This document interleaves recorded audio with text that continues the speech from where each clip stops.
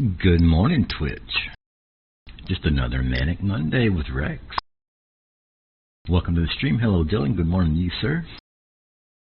Hope everyone had a great weekend. Got some things to talk about this morning and some things we'll go over, some mechanic game stuff wise, that sort of stuff. Let's get our starting screen off there. We are at A Lady Bear Garage. My home garage is in Dallas, Texas, so that's where we are at the moment. Let's go ahead and get in our 389 here, get it cranked up and the pressure build up.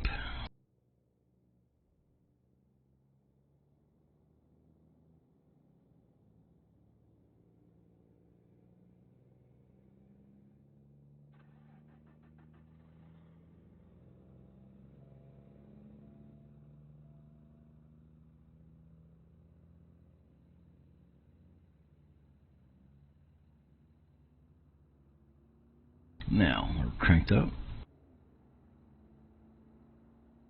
I need to move my movement keys to a different part of the keyboard, I think, so I could talk and move at the same time.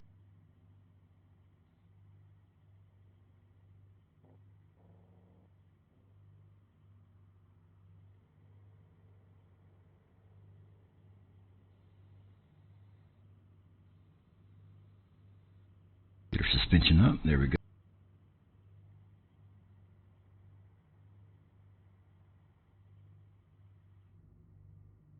As you can see, we need fuel.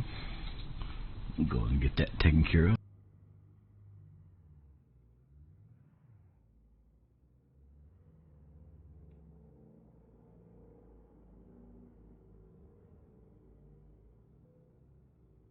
Traffic is heavy this morning, apparently, as you can hear. Again, if the sounds need to be bumped, please let me know.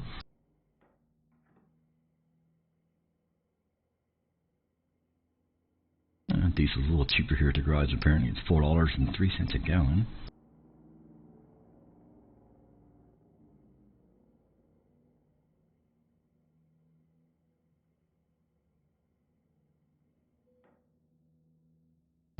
It's almost out.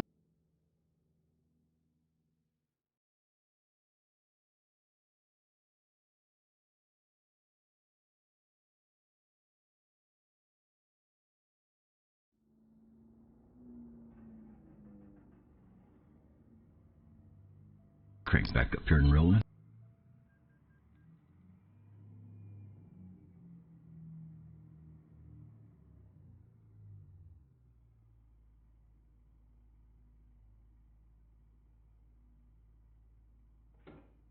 Let's take a look at the cargo market and see what we got to haul.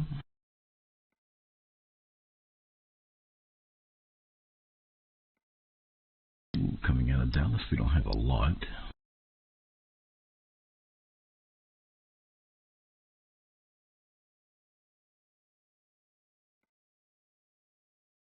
It's a nice trip.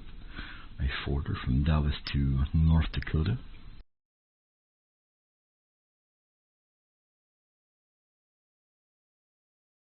I wonder if I'm missing the, no, there, okay, never mind. I was going to say I didn't see any of the double weight cargo, but there's just none in Dallas, so I see. Okay. Let's do this forwarder here.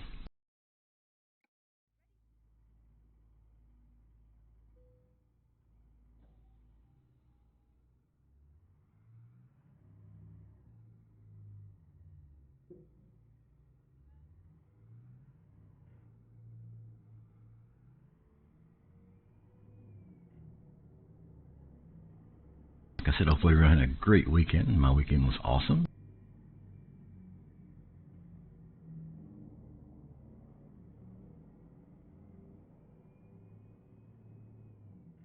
Make sure to make that turn back there with these double trailers.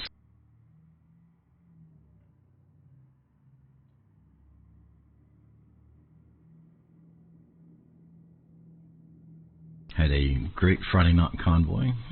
For those of you that made it to that, appreciate that very much. This week will be hosted by Bushwhacker. Those details will be posted sometime this week in the Barriston Discord.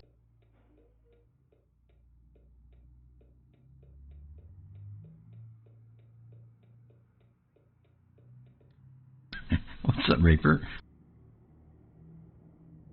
I'm running around your home state, sir.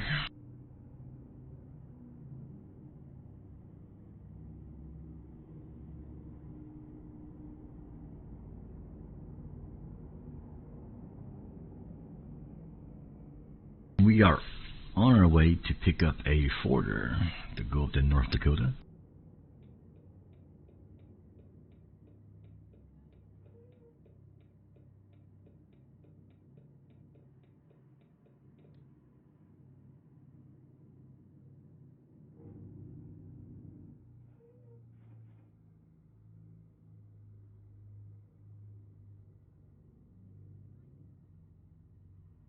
Your state will be fine with my driving. I guarantee it.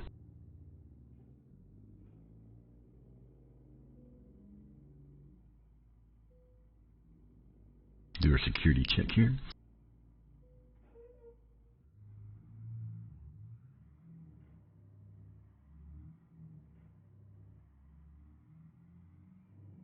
Saturday we had a ETS2 convoy with Flu, hosted by Flu. That was a lot of fun. Hadn't played ETS2 in a while. I mean, I'm not counting the Iceland convoy that we did in December, because that was basically a one-off. And yeah, so I have gotten the ETS2 bug. So be ready for some of these Monday and Wednesday streams to be in ETS2. What is ETS2 exactly? You don't even you barely drive ATS. What are you talking about? You don't mess with the flat nose Scanias and the Volvos over in Europe.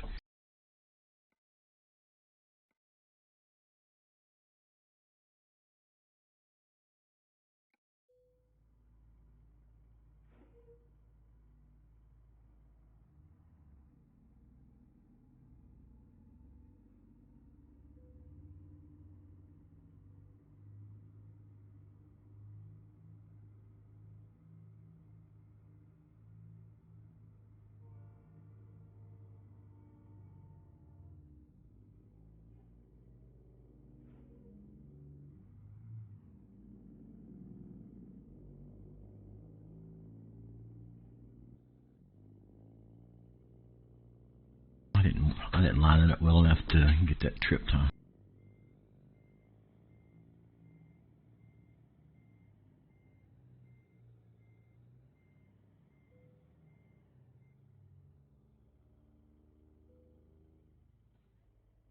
You don't drive ATS anymore either.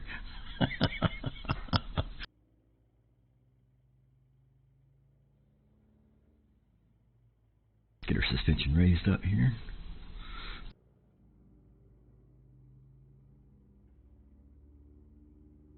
Good morning, Commando. Welcome to the stream. Saw your picture there from your window, sun shining there in the great country of England.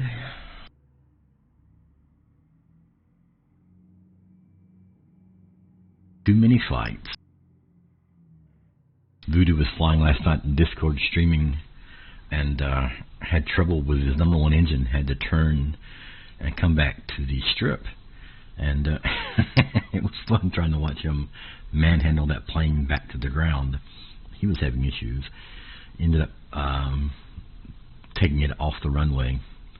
It was fun watching him try to maneuver that thing.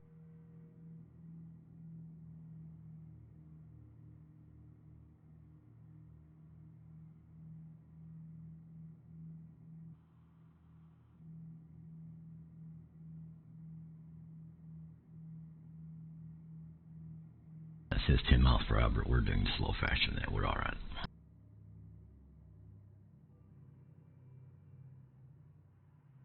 Up here, another security point.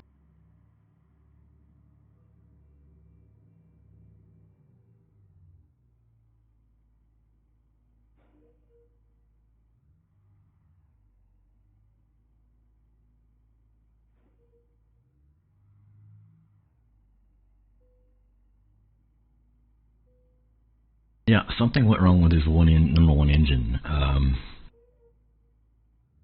don't know that they ever figured out what it was, but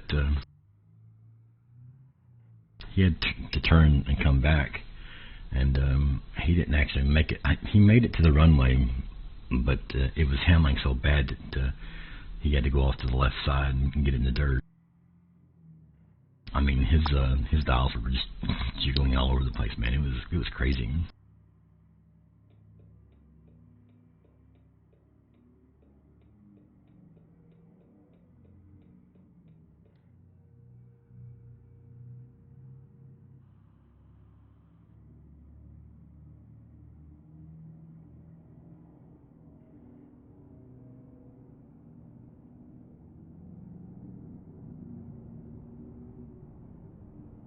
Again, y'all let me know with the sounds. They sound good to me, but I know on your end they may be a little loud, maybe a little low. So y'all just feel free to let me know.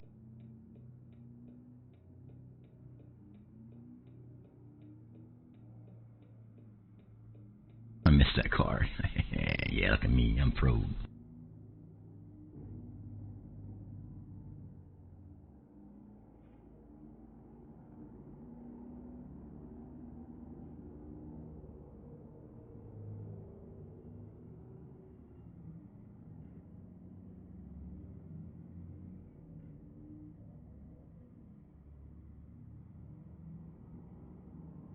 So as I started saying, we had a ETS2 convoy Saturday afternoon. Why are you doing that, car? Why are you doing that? Why are you doing that? Whatever. ETS2 convoy Saturday, hosted by Flu. A lot of fun. Absolutely loved it. I'm looking forward to doing that more often. I believe he will be doing ETS2 convoys every Saturday. And then when there are events to do, we will be doing those instead. So, instead of a convoying, we'll be attending ETS2 events. So, should be a lot of fun. I really like ETS2. And as I've said in Discord several times, getting over there and driving plants that bug, plants that seed, and it's just hard to break away from it. We'll set our cruise for 65, the current speed limit.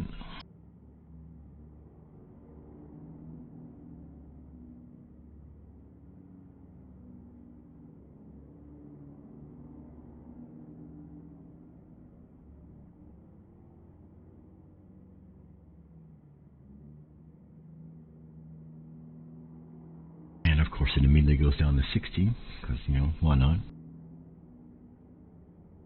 So I added some mods. Let's see, what did I add? You guys know about the traffic density, which is what you're seeing now. There will be heavier traffic in cities.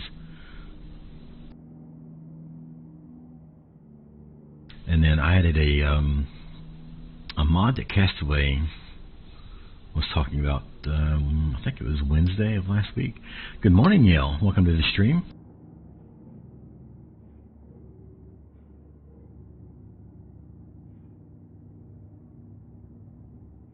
See if I keep from hitting this guy in the ass here.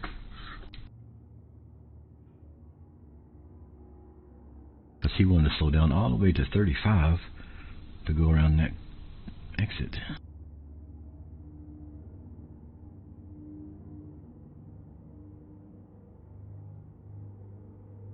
There's the iRacer.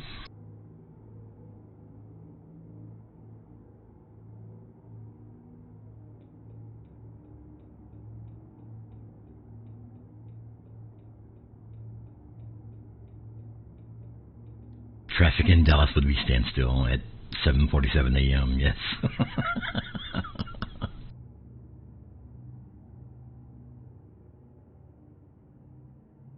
Probably wouldn't be able to move.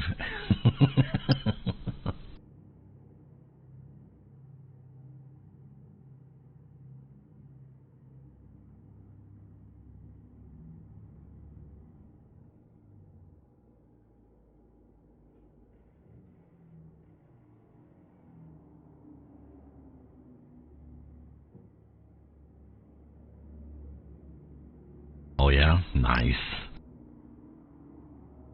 Man, 24 hours. I know you guys break it up into teams and do, 3 or 4 hours, whatever, a piece, but still, that's a lot of driving in one sitting. I have trouble doing that in ATS. I can't imagine doing that in a race car or a car modified to be, racing it.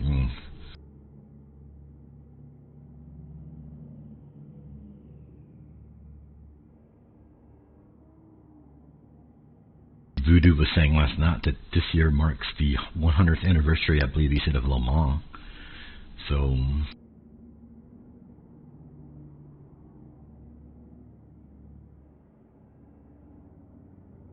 ooh, 4 of those, yeah.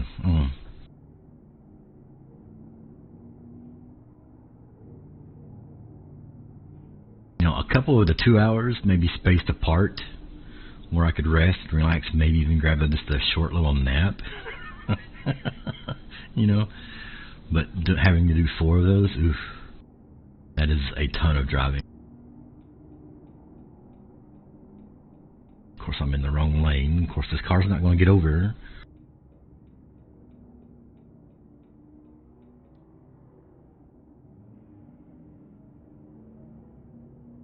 That'd be tough. No, lady said something about maybe getting involved with that. We were doing NASCAR, as you know, and maybe try to find something that all the bears could do.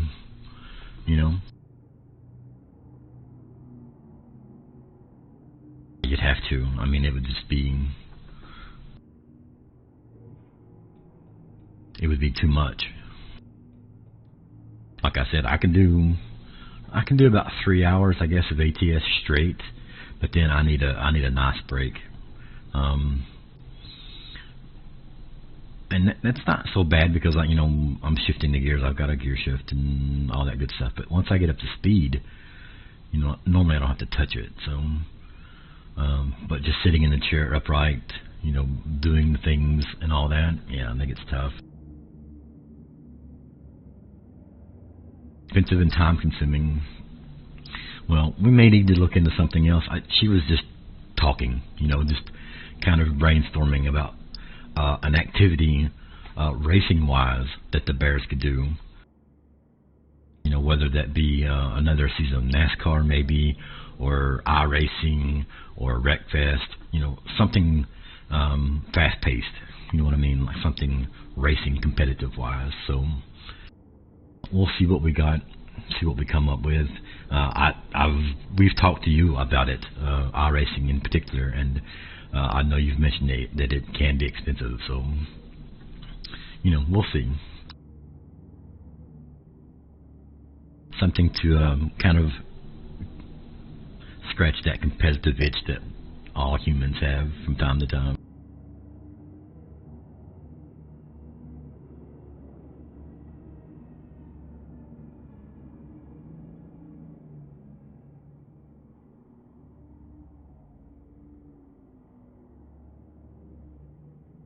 I believe I started a thought and didn't finish it just a moment ago. I added some mods. I added the military cargo pack, I believe, by Jazzy Cats. And I also added a mod that Castaway recommended to me, I think it's last Wednesday, called the Brutal Weather mod, which you're not seeing any brutal weather right now, but you are seeing a different kind of skybox here. And that's one of the things that it adds, different skyboxes, weather, sounds, that sort of thing. Looks really good, actually.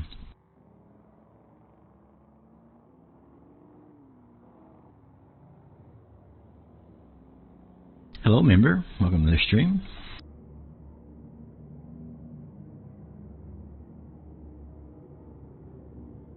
Putting together a Lady Bear endurance team would be pretty cool. There are smaller races like 3, 4, or 6 hour events. That really would. You got a star. You were gifted a subscription by Dylan Friday.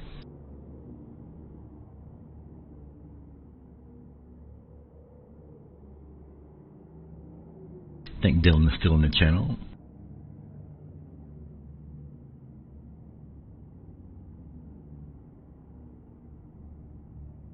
That is a question for Voodoo. He was telling us last night that there is a way to track your miles through ACARS or something like that. I can't remember now the acronym that he used, but it's basically a way to track miles. This car is, they're squeezing me here. I'm doing 65 and they're still going slower than it. Yeah, you got a gifted sub. Nice.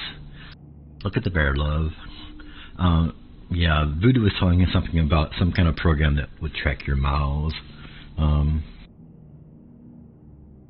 Like I said, I think it's called ACARS or something along those lines. I mean, all it would take would be, you know, someone to organize it, set it up, and, you know, do all that stuff. I can't because I don't own any flight sims anymore. So, you got 20 million for your last flight.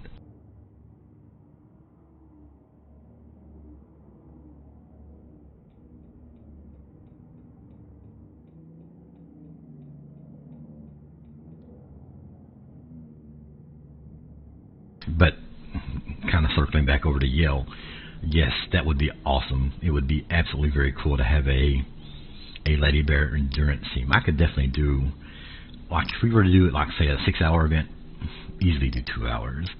That wouldn't be a problem.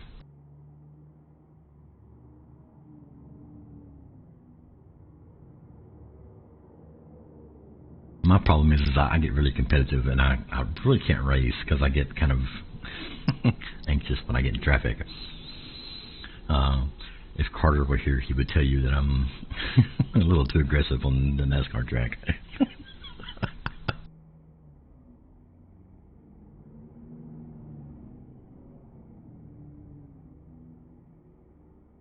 I get a little competitive. I get bumpy.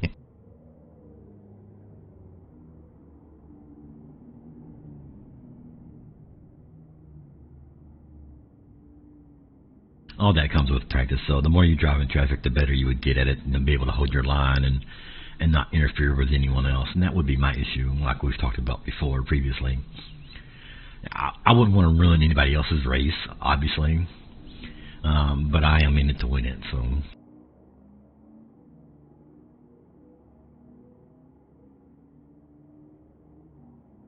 that would be actually really cool. 3 to 4 hour events. Yeah, we could definitely get a team together for that. Getting this other lane so this traffic can come on here.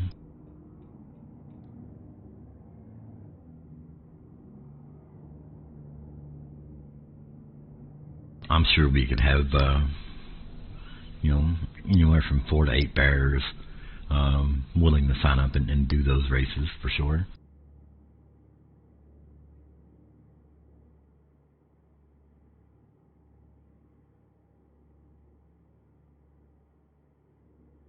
It'd definitely be interesting. Like I said, we'll keep discussing it. We'll keep kicking around ideas and seeing. Like I said, I know Lady just kind of was brainstorming, at least iRacing, you know, so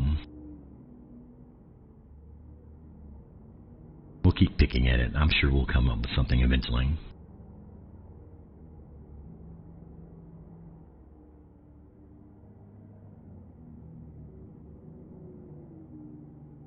So I'll mention now, and then I'll probably keep mentioning it throughout the whole stream. Over the weekend, Lady Bear Trucking set up and activated its own ETS2 dedicated server. And right now, it has mods enabled. It's got, I think, 13 mods on it. And those mods can all be found on the Steam Workshop. And the link to those mods can be found in the Discord in the dedicated servers channel. And it's Lady's collection. Like I said, it's 13 mods. They're all in the Steam Workshop. Easy to download. The name of the server is laybeartrucking.com, and that's all one word. Dedicated server, so you'll have to scroll down. It's listed alphabetically. 8 slots, dedicated ETS2. It's base map plus the map DLC, so there's no pro mods. There is optional mods enabled. There's no traffic. Y'all feel free to use that. It's awesome. Lady and I and Commando drove on that last night. I think Norwegian Bear was on there for a little while yesterday. Bjorn. I am so happy to have an ETS2 dedicated server right now. And then of course we also have the ATS dedicated servers, the modded and non-modded versions of that as well.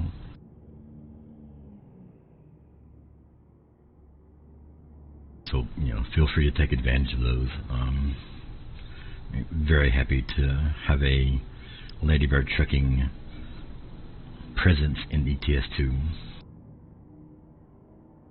I will be driving a lot more ETS2 this year than I have previously. And I say that while I'm driving an ATS, of course, right?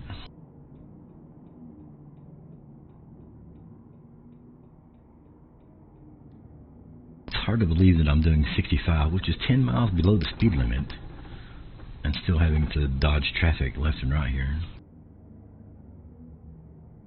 But I myself have caught the bug. And like I said, some of these upcoming streams that you'll see for the rest of the year will be in ETS2 for me. The game is gorgeous. A lot more detail. You don't see any of this in ETS2.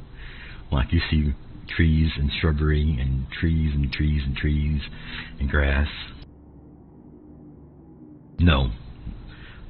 This particular server does not run pro mods. It is strictly base map plus the map DLC. So going east, Iberia, the map DLC. So by SCS, no pro mods for this server. Now, at some point, I'm sure Lady will want to run a pro mod server. But that's entirely up to her. We'll see. But yeah, at the moment, there's no password. Like I said, there's mods on it. There's like 13 mods, all available from the Steam Workshop. There's a link in the dedicated servers channel for that. I was going to get another link, but I think they're going to actually speed up. Yeah, so at some point, I'm sure we'll run a pro mod server.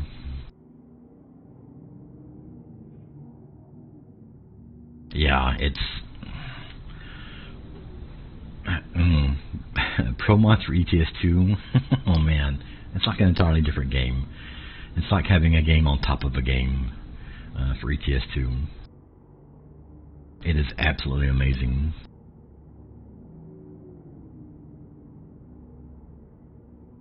It is such a well done map addition. It's unbelievable the amount of work they put into that, and how well it just kind of integrates into ETS2. And I know some people have issues with the map order and other things, but they do such a good job of it. Oh, it's awesome. But yeah, for right now, it's just the base map DLC.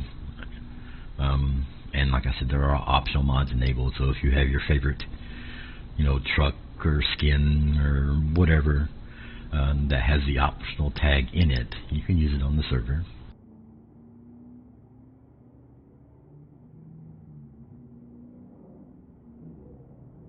I was trying so hard yesterday to get the server kind of up towards the top so it could be seen easier, and I knew when we started running a dedicated server for ETS2 that it would be a lot more difficult, because the player base for ETS2 dwarfs by any standard the player base for ATS. So when we actually got the server going and I got into the convoy screen for ETS2, of course I'd never looked at it before. There are hundreds of servers. It is crazy. So I was trying so hard to try to get the Lady Bear Trucking server up towards the top, and it was just it was impossible. The name convention on what they're doing there to move their servers up to the top, the other people hosting, is a little weird. Normally they would do it by special characters and then alphabetically and whatever. For some reason, spaces now count as a special character. So anyway, if you scroll down, you should see it. If you can't find it, okay, if you cannot find the server, it's called thisladybird.trucking.com dedicated server. So scroll down to the L's. If you can't find it, there's also the session ID. The session ID number is in that post in the dedicated servers channel. You can put that number in and find it. As long as the server doesn't restart and change the number on me, we're good to go.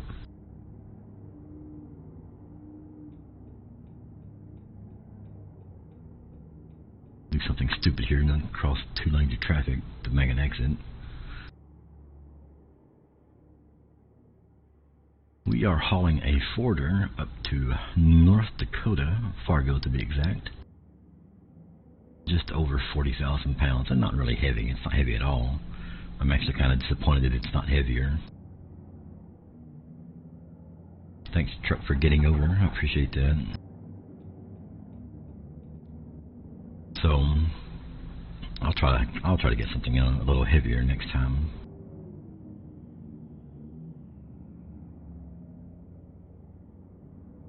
Yeah, Lady Bear Trucking now has a dedicated server for ETS2. Like I said, I'm super excited about that. Super excited about that. We drove, like I said, for a couple hours last night, and then Saturday we did, it was probably about 3 hours worth of driving on the Sim1 server. That was a lot of fun. Tons of people on the Sim1 server. Of course, if you guys play ETS2, you know that. Like it's always got hundreds of people. I mean, the slow time for ETS2 still beats ATS at its peak hours. Hey, Blue Jays, welcome to the stream. No. See, you can't be blaming Lady for anything, because what's immediately going to happen there is it's going to be Blame Rex.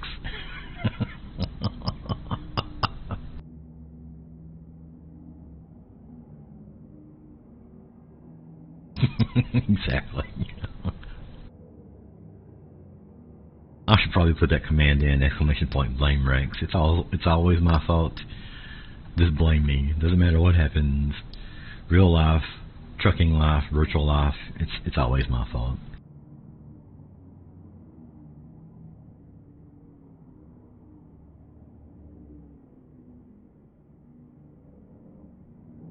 The only thing that I can blame Lady in is the fact that I want to drive ETS2 more now.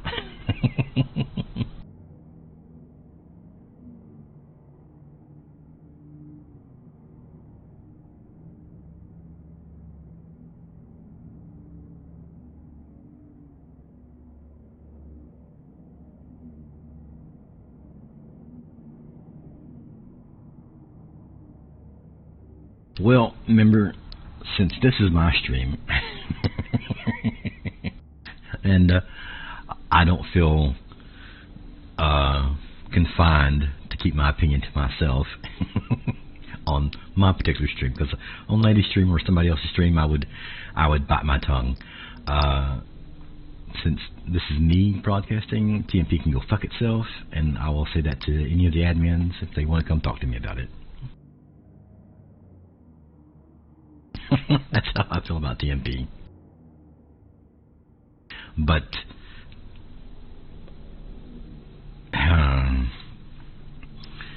the problem with TMP, or the problem with the community and TMP, is that there's no other place where we can drive and see a group of people. For a long time, they were the only show in town. So by extension, if you want to recruit, if you want to gain members, you have to be on TMP. Now, running a dedicated server for ATS and ETS2 kind of promotes your VTC, and you can get members like that. Kind of like running the billboards in coast to coast with Lady Bear Trucking. You know, that's obviously advertising, but still, it is such a minuscule amount of people that you're advertising to compared to being on, say, Sim 1 in ETS2 or being on the Sim server in ATS. So he can go kiss my ass. We still have to play on there if we want to grow as a VTC. I have no love for TMP, member. I am absolutely 100% in agreement with you in anything regarding TMP and its dislike. And like I said, I will not hold back my opinion here because this is all me. But these opinions are my own and not the views of Lady Bear Trucking at all. Please be aware of that. These are my personal biases, my personal opinions of TMP, how they've treated the player base, how they've treated their moderators, the willy-nilly way they enforce the rules. I don't have a lot of respect for TMP, period. And like I said, I will gladly tell anybody, admin-wise, staff-wise from TMP, that very same thing. But we have to play on it if we want to grow as a VTC. We don't have a choice. So it is what it is. I'll still host Friday Night Convoys on TMP. We'll still do ETS2 Convoys on TMP. But it's not because I really want to. It's because I almost have to. Because like I said, to grow as a VTC, we need access to people. We need access to drivers. And those are on TMP.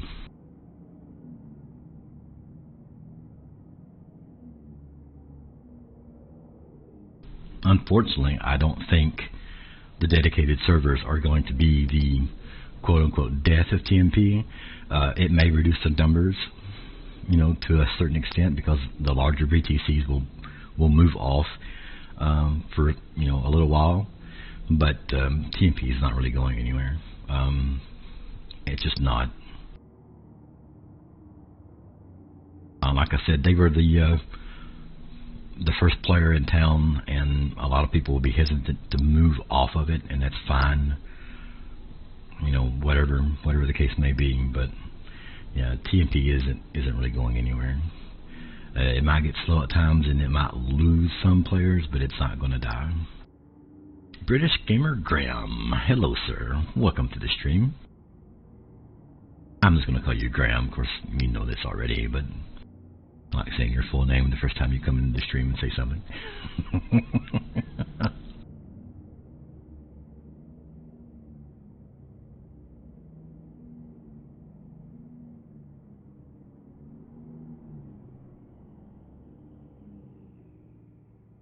Hydrate. Oh, that didn't play, did it? Did y'all hear that?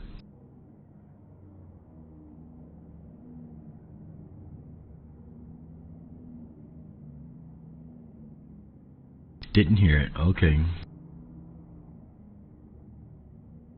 Remind me when I get up to Fargo here, and I will go look that up and see what's going on. That should definitely play. You've got a CPU and a GPU for Christmas. What kind of GPU did you get? Okay, I heard the quack. Do the hydrate again.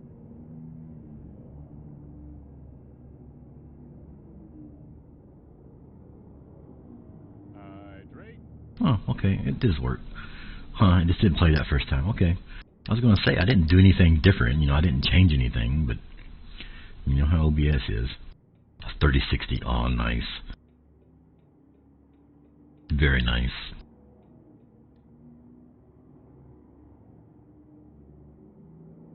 That's not bad at all. The release of the 4000 series from NVIDIA has really slashed the prices for the 3000 series cards.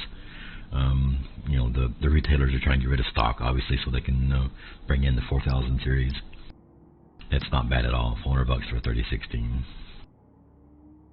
What was it, last year or so? Year and a half, 2 years ago, when that would have probably been $800-900 for a 3060, which was ridiculous. That was just crazy. COVID and supply chain issues. The mining craze going, that was nuts. I'm getting this lane here, and this is this truck get on.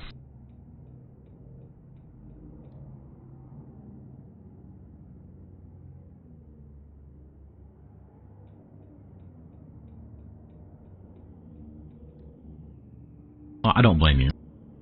I don't blame you at all. And I know the flight sim games are a lot more intense than the trucking game. Like they just need more horsepower. You know what I mean? So totally understand needing an upgrade for at least the flight sims. 3060 will run ATS ETS2 bitchin' good though.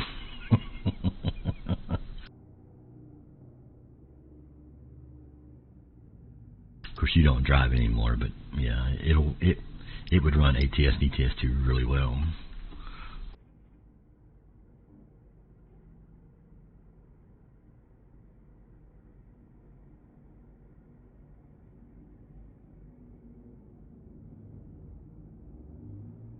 .45 FPS ultra settings, yeah, it's awesome.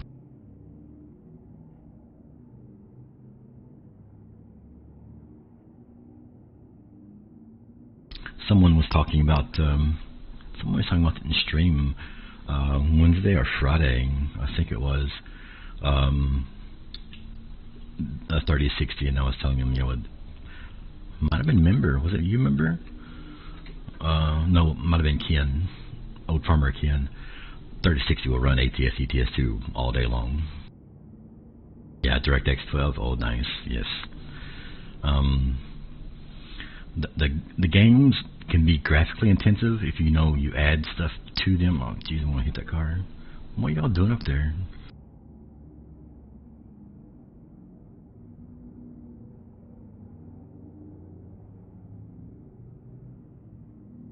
Traffic in Kansas City is worse than that in Dallas.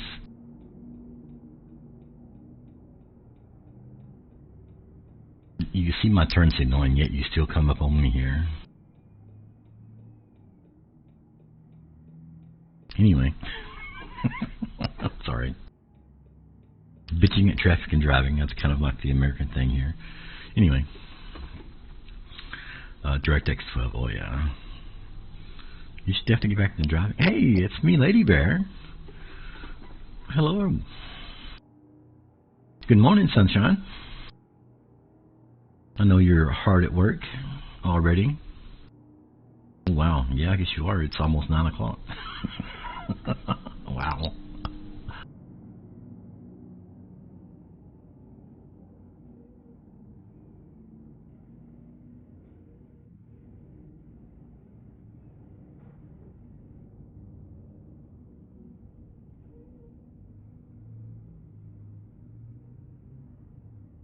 See, Lady Bear, you show up and I just immediately wreck. That's what you do to me. Good morning.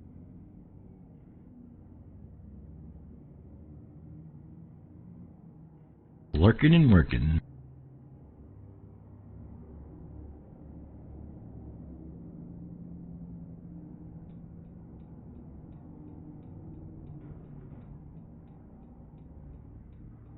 What is this right here? Truck is just stopped on the interstate.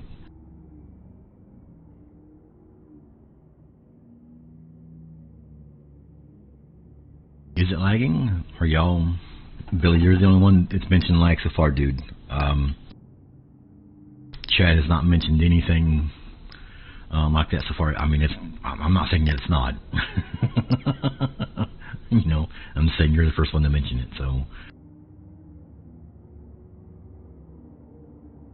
But welcome to the stream, Billy. Welcome to streaming, Lady Bear.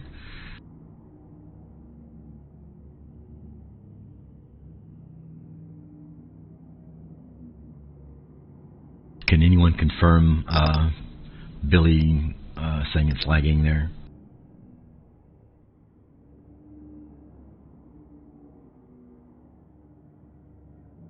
Like I said, I'm not saying that it's not lagging, but you are the first person to mention it, Billy. So it could be on your end.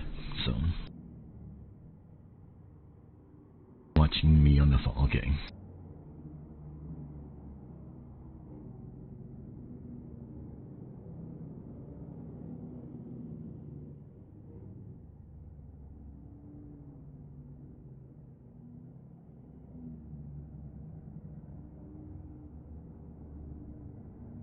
We'll have to get another opinion, Billy. Because like I said, no one else has mentioned it. So, I mean, it could be on your side. It very well could be on mine. I don't see it lagging in OBS. The game itself isn't lagging for me. So, if someone else that's watching on a PC in a regular browser could, let me know. I mean, I don't have anything running in the background that would be causing issues.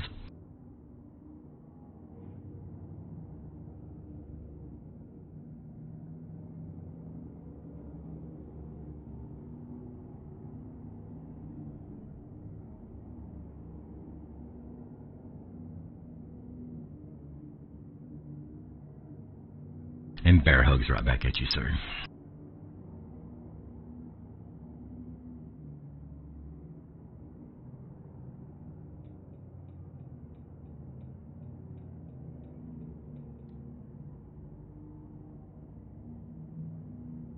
Not sure why the traffic insists on going 20 miles under the speed limit. Gotcha.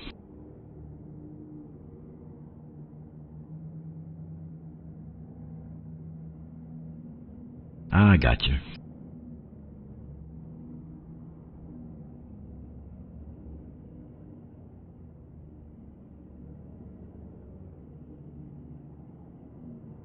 My phone would probably freak out if I tried to watch a stream on it. It'd be like, nah, I ain't doing this. I make phone calls and take pictures. I don't watch streams. My phone is old and slow, but it's free, so I can't really complain about it. It does what I need it to. I just make calls and send texts. So, a lot of people play games, watch streams, especially Castaway. Castaway, I think, uses his phone like 99% of the time to watch streams. I don't do that for mine. Mine is just strictly make phone calls and send texts. Oh yeah, I got some emotes rolling in here. Love it.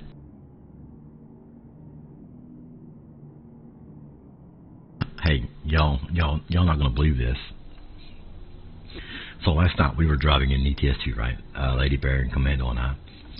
And her regular Volvo, I think it's the 2012, whatever it is, the old one, does not have a Lady Bear Trucking paint scheme.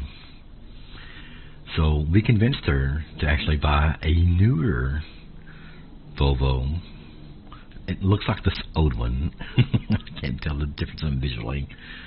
But we convinced her to actually buy a different Volvo truck and drive it. I was shocked. Shocked, I tell you.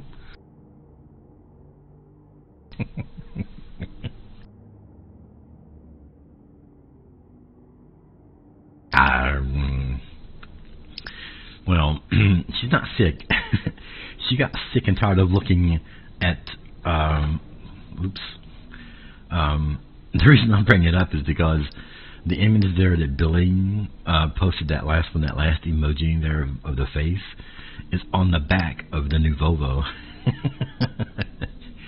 So she drove around 2 hours last night looking at that, and by the end of the night she was very much done looking at it. So she'll probably go back to her old truck the next time she drives.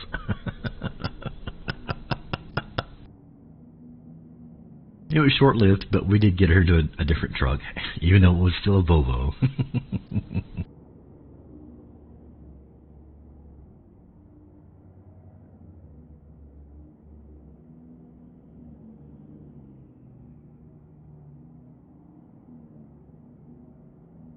Yeah, that's not going to happen. She has repeatedly said she does not like the split window. This right here. She does not like that right there. That bothers her. That big split right in the windshield. She'd rather have the Kenworth, so that doesn't have the split. Me, I don't even see it anymore. Like, I don't even pay attention to the split. Well, yeah, But Castaway, you never met a woman that wasn't. Better shut up, or you won't come over and smack my head.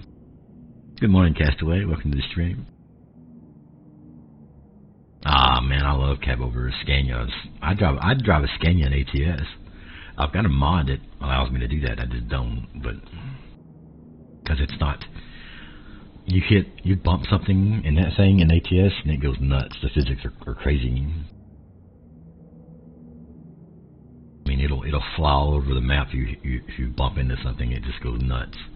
And I hit too much stuff to be to be dropping something like that. So, but it's funny. I mentioned Castaway and he shows up. I bet Castaway's watching me on his phone right now, aren't you, Castaway?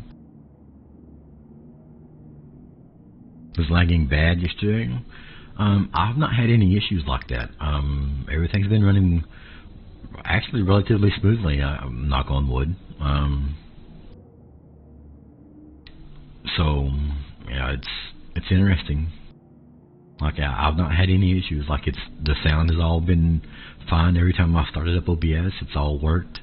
The buttons on the wheel worked for like 3 times in a row. So I guess I should go buy a lottery ticket.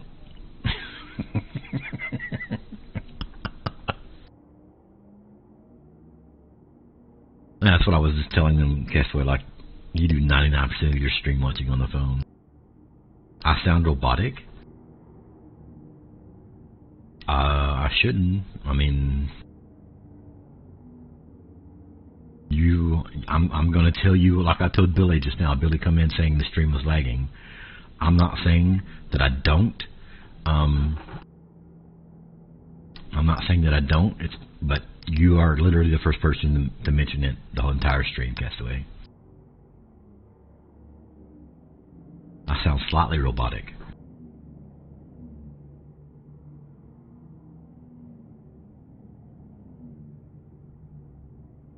Okay. Hey, Snapshot, welcome to the stream.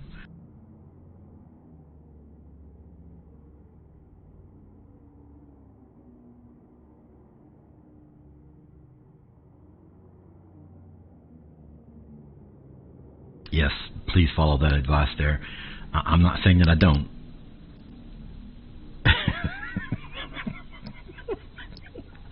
You're always right, Castaway. Yours is the only opinion that I need. Okay. Well, I'll tell Lady that. Because Lady has told me her opinion is all I needed. So, y'all fight over that and let me know. One of you send me a DM and tell me which one I should be paying attention to and obeying. And then Donkey will do it.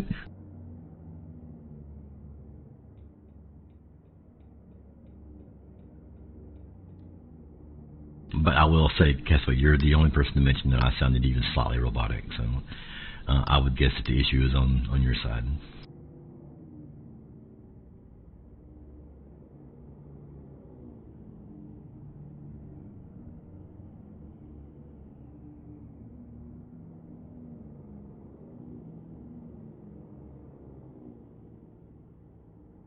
Started Java and you hate it? Yeah.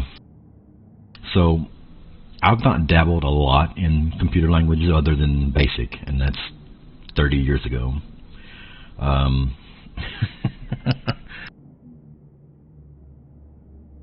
But I have looked at the Java language, and yeah, it might as well. Well, actually, it is written in a different language, right? It might as well be written in Swahili or something like it. It doesn't even make sense to me. Like the flow of going from one thing, going from one thing to another to, get the desired effect doesn't make sense to me. Like in BASIC, I mean, it's basic, right? But, it's very simple. You start off with something, you do something, you output something. But with Python, Java, C++, C++, like all that stuff, all those different languages, they're Greek to me. But of course I don't know them. Yeah, we've already went beyond what I know about programming languages. Once I mention BASIC, anything beyond that, is, you know, my eyes glaze over and go, uh-huh, uh-huh, uh-huh.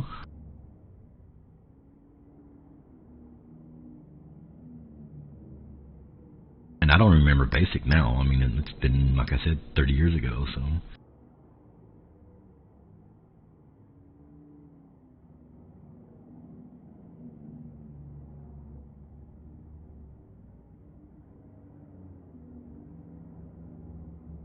Castaway, I'm using your brutal weather mod that you recommended to me. Looks awesome. Actually, I think I need to turn the rain up. I just don't remember. I think I've got the rain turned down. The skyboxes look awesome. I mean, the early morning skyboxes were gorgeous. Of course, this is the evening skybox here. I actually forgot that I need to turn the rain up just a little bit, so let me do that. Normally I run without rain. I think the mod author recommended something around like 30%, roughly, something like that.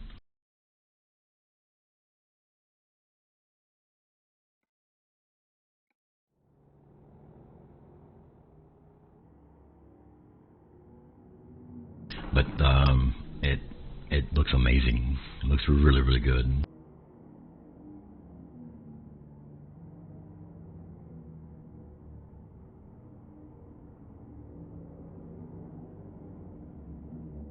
I didn't even watch a stream, so I don't know Castaway. Normally I drop in and watch a few minutes, but I didn't even do that last night. Lady and Commando and I were driving in ETS2, and I got distracted. So Java is the hardest with them all because of how much syntax it uses. C and C++, like mid and Python, use the easiest with the least amount. They were dropping the mod in. You recommended it to me, I don't know, Wednesday, Thursday, whenever, and I dropped it into single player and played with it a little that day. It looked really good. I did turn the rain up on that profile. And then this morning, when I started off the stream, the skybox was absolutely gorgeous starting out in Dallas. So we'll see what the morning brings with the sunrise. But as far as looks go, it's amazing. I've not, literally the only thing that I did is dropped it into the mod folder and then turned the rain probability up to about 30%, because I think that's where the mod author recommends it sitting at, about 30%. So that's all I've done to it. I've not touched anything else with the mod whatsoever.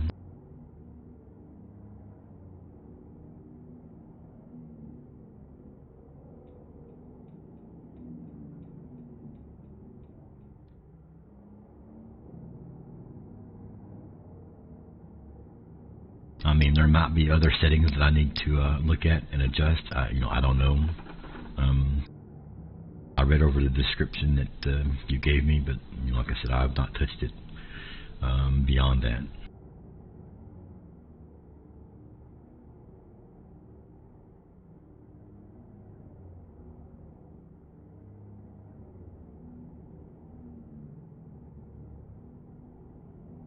Reaper, you do whatever you want to.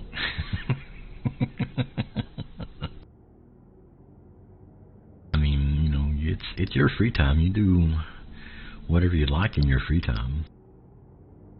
I'm not here to tell you how to spend your free time. Like that's on you. 10 miles a month.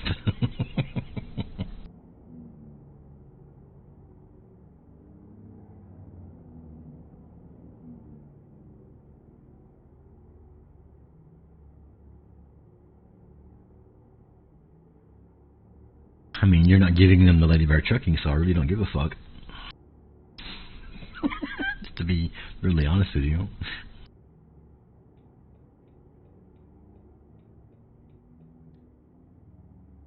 You spend your free time how you want to spend your free time.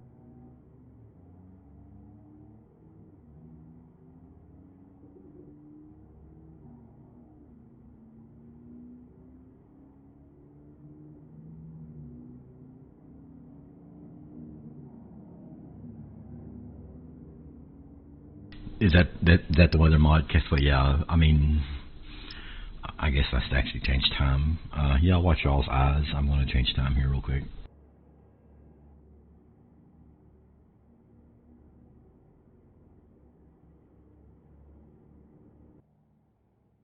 Kind of get a glimpse of this skybox. Now, there has been some fog. I saw some fog in the single-player game the other day. Got really thick. It was actually kind of neat looking. I'm not being able to see a whole lot here in the number 2 view, but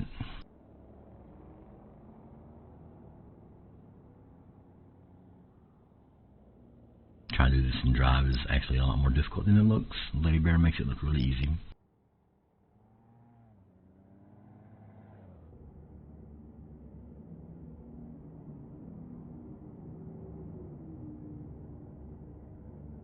Yeah, the fog's coming in now. You can kind of see it starting.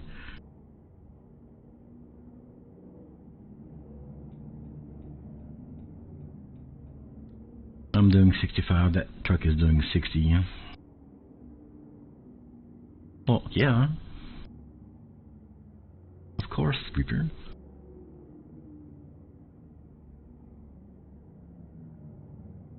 Yeah, it is hazy looking. It was outright fog in single player. And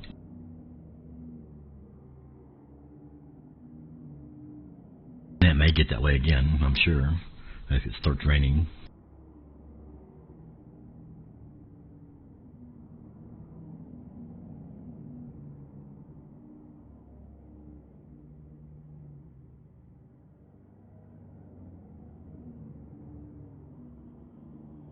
We've got several new bears, new cubs coming into the company, so, you know, I've got a nice steady source of income.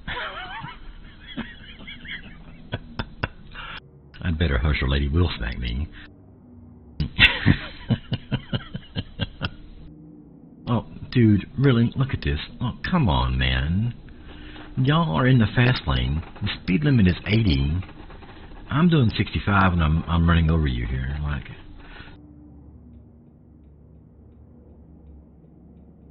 whatever. See you, Reaper. You have a good day.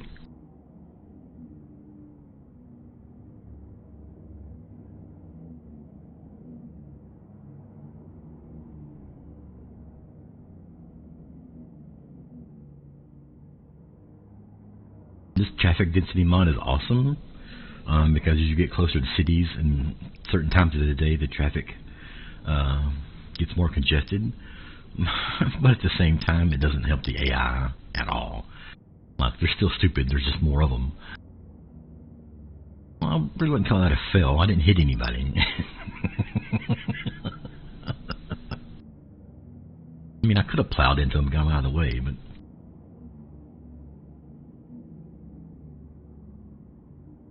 see, this is why I don't think I could be an actual truck driver.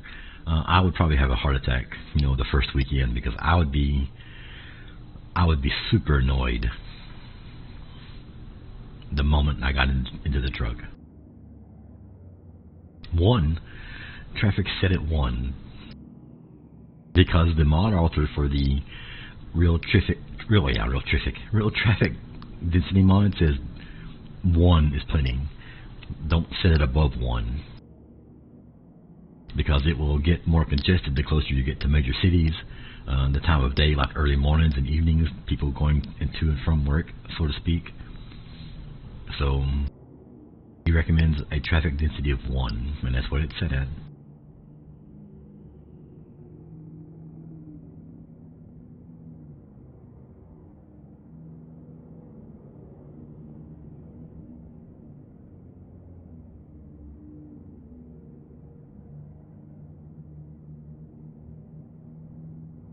But as you can see, it's 6:30 in the morning in game time, and lots of traffic on the road, as there would be. But when I get into a major city, it gets even more congested. So it's a great mod. I like the mod. I just wish it could help the intelligence of the drivers more, but That's fine. It's all right. I can deal with it as long as I've got a median.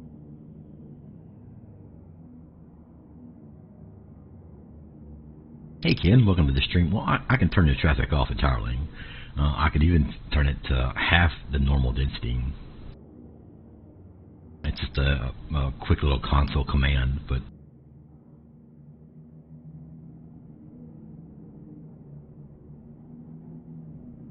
I mean, through the console you can adjust how much traffic is on the roads, either from 0, which is no traffic, which is the way I normally drive in single player when I'm not streaming, or 1. I mean, in any number up to 1, which is normal, and then of course 2 is double, and then so on and so forth.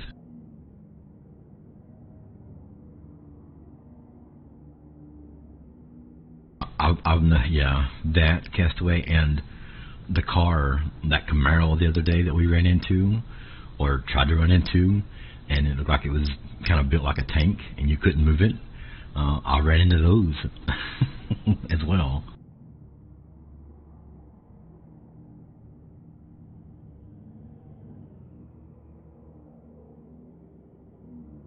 I have no idea what that's about, but yeah, I've run into several of those, like that Camaro. I mean, it was built like an Abrams tank. It would not move.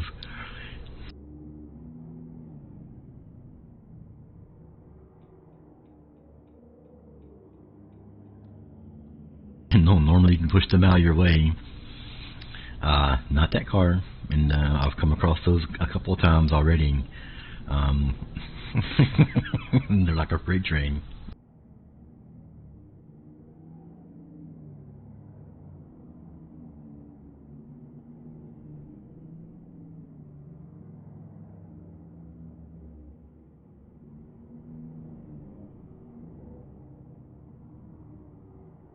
Triple trailer setup, like a tornado, wrecked for 100%. Yeah. Oh my God.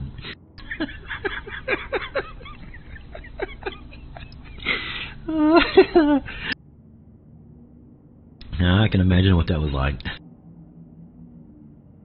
It's crazy. And the problem is you don't know which one it is. Like, it could be this SUV right here. Like, I could hit this SUV and it just completely screwed me up.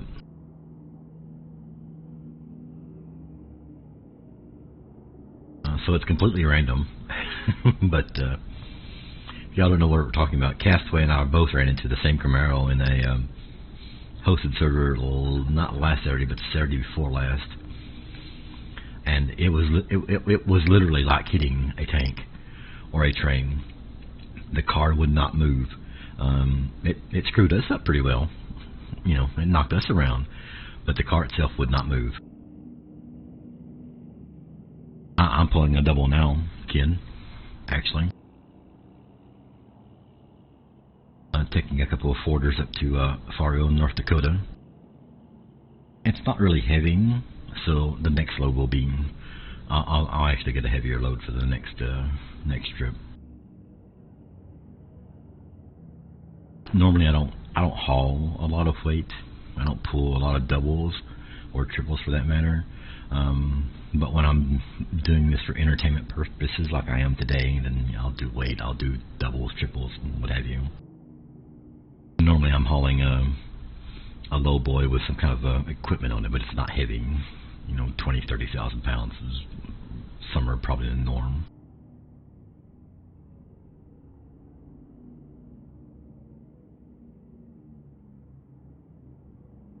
We'll stop and get some fuel before we pick up the next load as well. I don't have any save-added fuel in this truck, so that's going to require me to stop at the fuel stations and fuel up.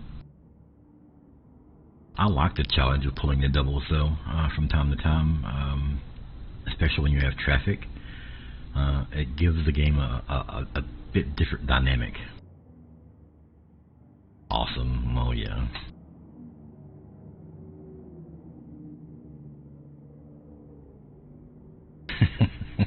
Man, I gotta watch that.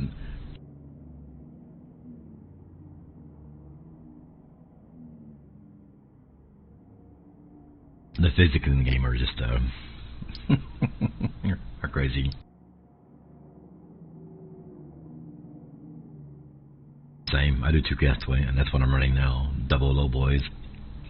I think they're the 48-foot variants. Triple axles.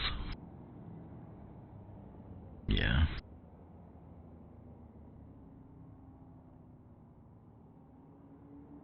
Of course, matching the color of the truck.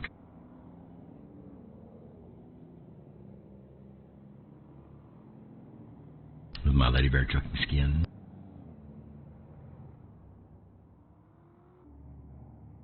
If you're not aware of Castaway, and you probably are by now, the Resworth, the W900 by Allen, was released.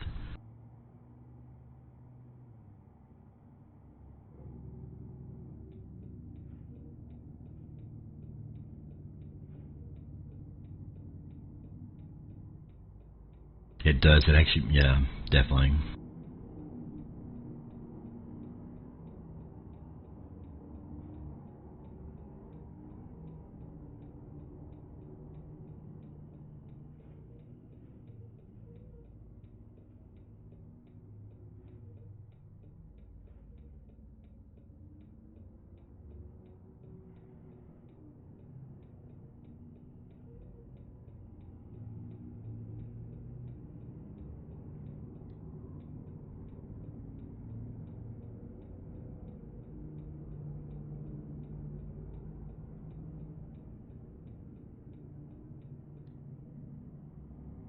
It's on Steam now. He released it to Steam, so it's on the workshop. So it's available to everybody. Played Trucker Barbie last Wednesday and built one.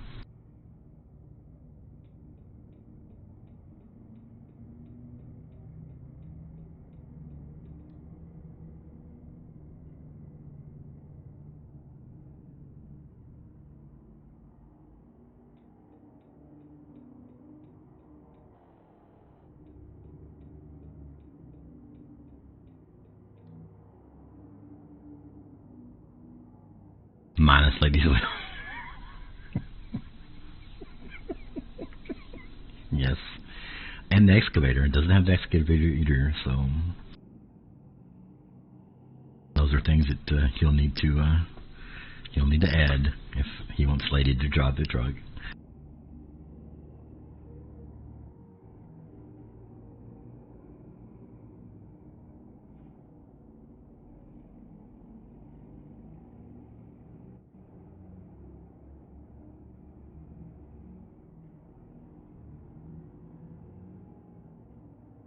Baby excavator lives matter.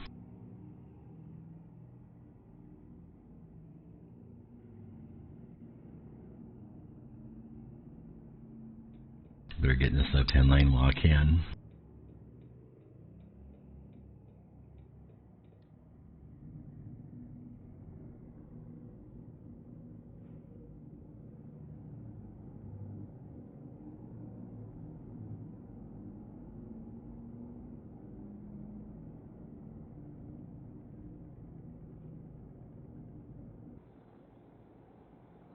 There you can kind of see the newer skybox there, Castaway.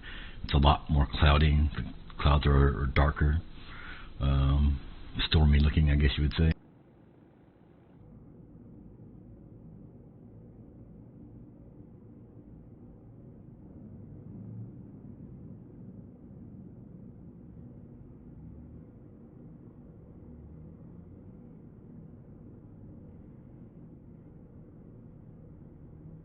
We are almost at the drop off here.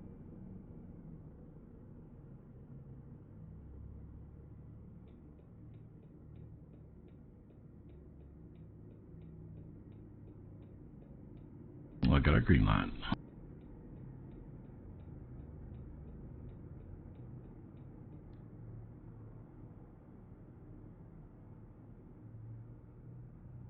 Hey, I didn't hit traffic making that turn.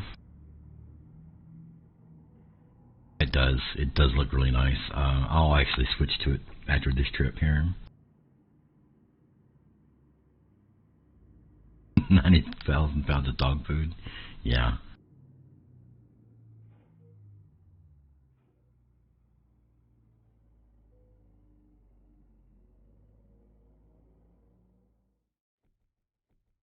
Well, there we go. First trip done.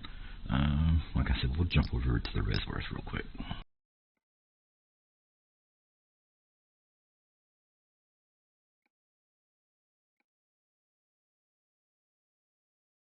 Because I think I need a set of trailers for this one as well. I actually like this about that particular mod is it gives you different loading screens as well.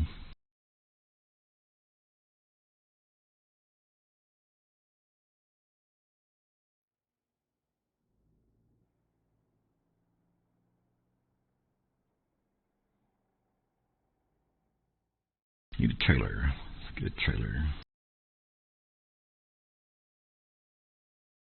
Oh, we do have one. Well, kinda. Let's configure.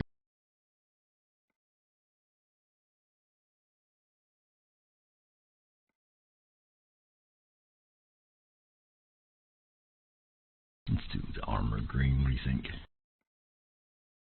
Do a double. We'll play some Trailer Barbie this morning.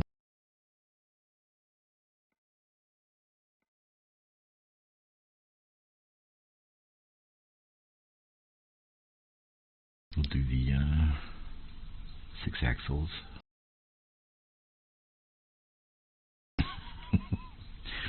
Practicing her excavator skills, huh? Okay, let's see here.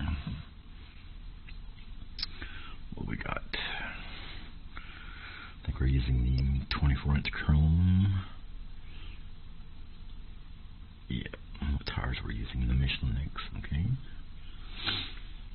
Change these here. Michelin X, good. What's the dome? Let's just take those off entirely. Don't need those on there. Go ahead and do these back here real quick. A little trailer barbing this morning. I know y'all enjoy watching me play dress up. Get everything set up here, and then we'll take this one out. Do a heavy haul.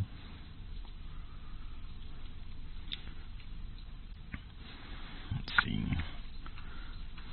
what we look like connected. Yeah, there we go.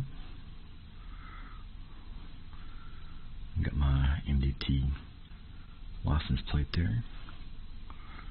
Okay, I think we're good. Well, hang on. Let's put some mud flaps on there too, and then extra lots. Yeah, there we go. Confirm. Use.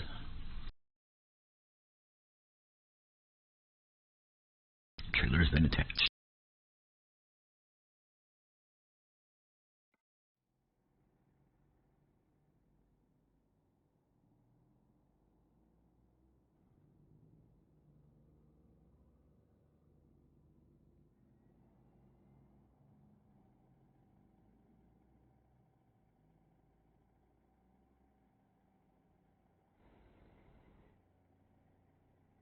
Just stop and get some fuel here real quick.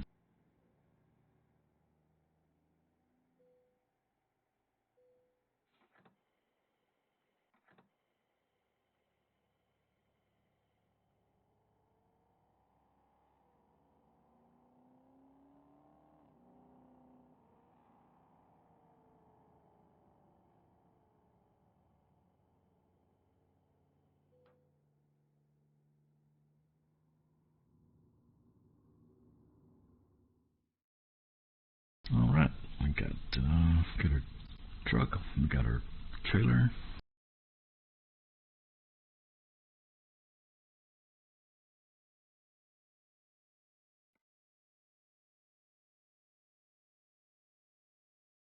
we can find something decently heavy here.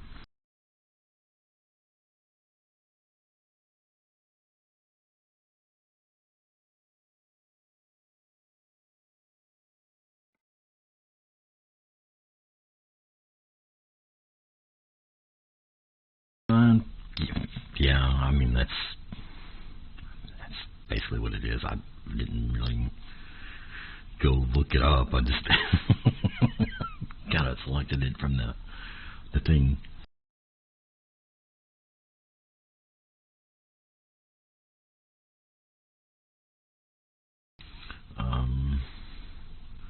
Double mulchers.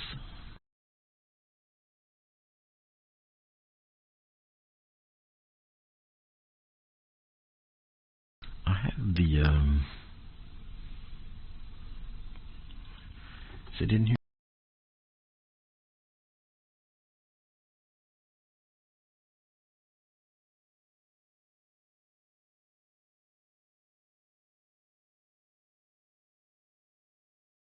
Huh, it's not in here.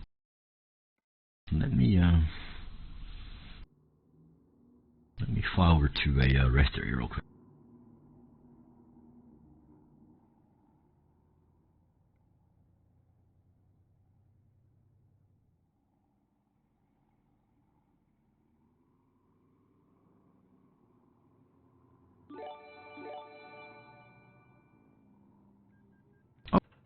Oh, Mr. Norwegian Bear.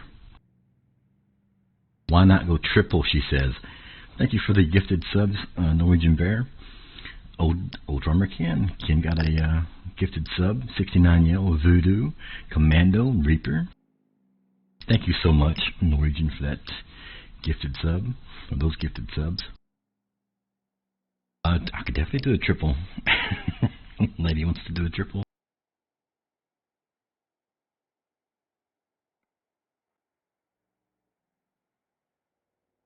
Right now I'm trying to sleep.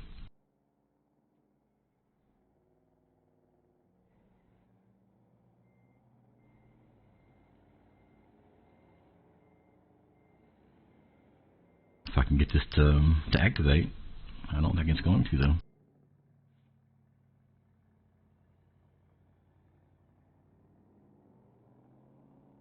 I gotta go over here.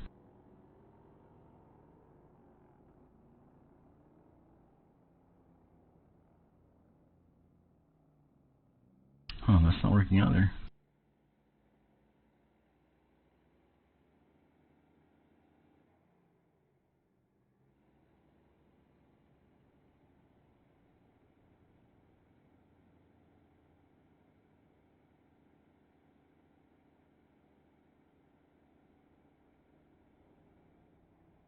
Not sure why that's not activating.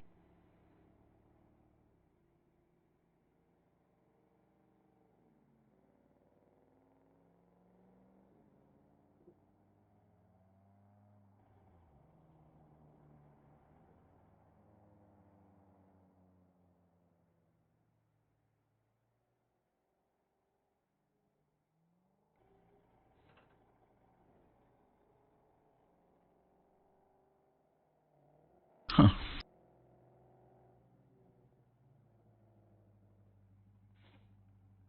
Anyway, I'm not going to mess with it too much.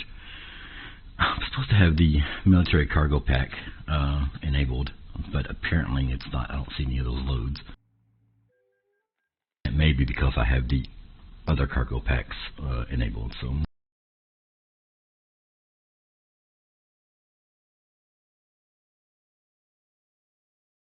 they may be conflicting with one another. One of them may need to be higher in priority than the other, so Lady wants to see a triple. We can definitely do triple. That's no problem. We'll do, see, 12 axles. All three. Oh. Yeah, there we go. And it's, wait a minute. That's 4 of them. Hang on. let's not get crazy. Let's do the triple. Do the triple. We won't get nuts for the quad. Kenworth is 100 years old today. Ooh.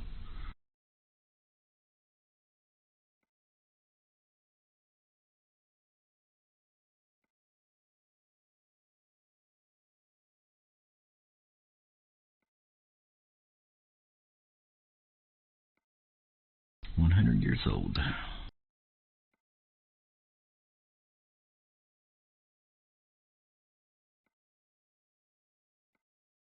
Put her mud flaps on. Put her lights on. Change her rims and her tires here. I think maybe this one would see more trucker Barbie. Actually, this would be trailer Barbie, but we won't split hairs about that, will we?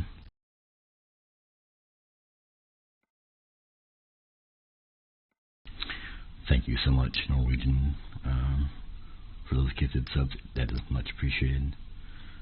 Very, very much so, sir. Hope you're enjoying the ETS2 dedicated server. Yeah, this is the 3. Could actually go with 4, but then have trouble maneuvering that one around. Let's save all these colors to the thing here, because I'm going to change the trailer color as well. Custom color. There we go. Now it matches the truck. Oh yeah, there we go. A lot better.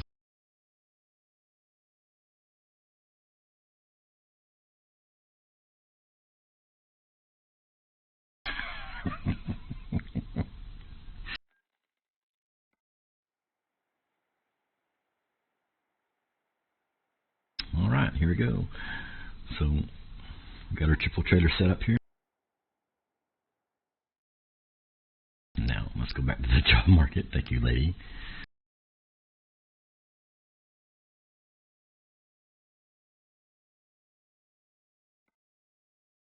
Find something to haul.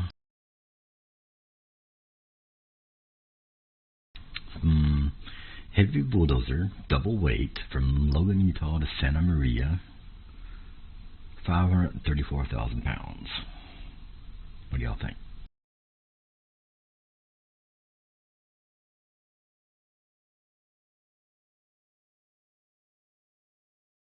I'm not sure that the truck could do that.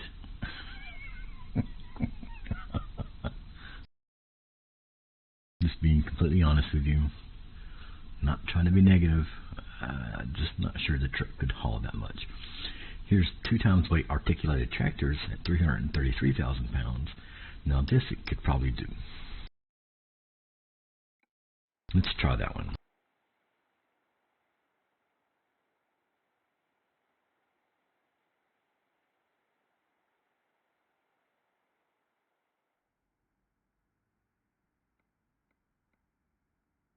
I'm in the completely wrong place.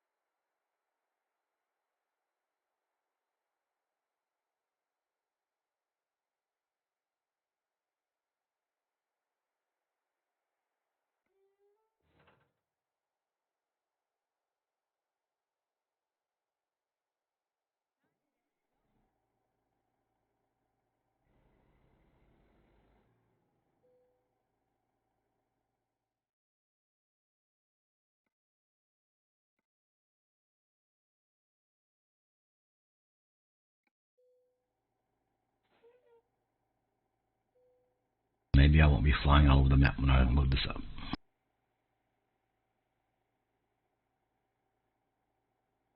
Okay. Here we go with the triples.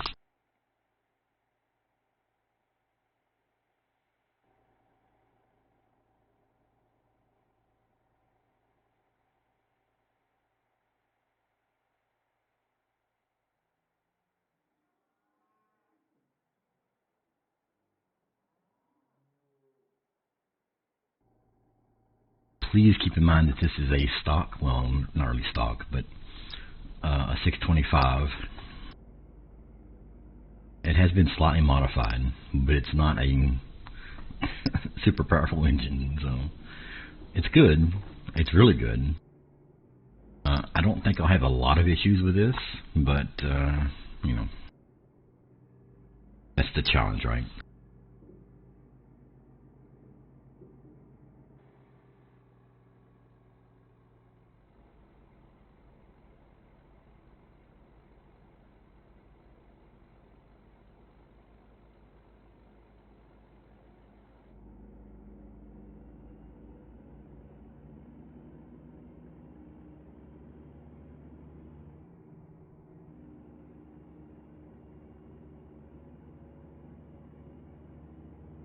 So Alan did modify the 625 to be more powerful. It's a little more torquey. So we'll see. We'll see how we go here. Like I said, 330,000 pounds.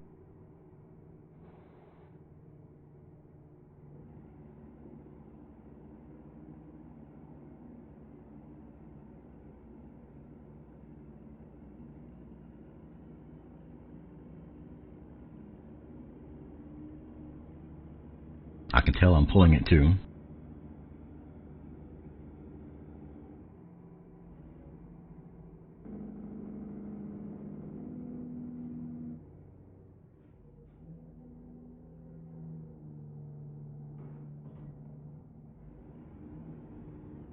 Y'all didn't see that? Don't worry about it.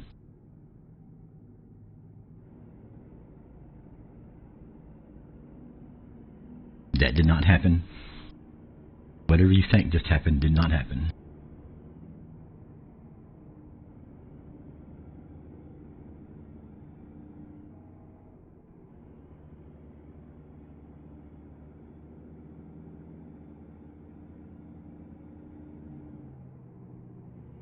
All right, we're rolling. We've got it's over 800 miles, so it's going to be a bit of a short trip. This thing will probably drink the fuel too, so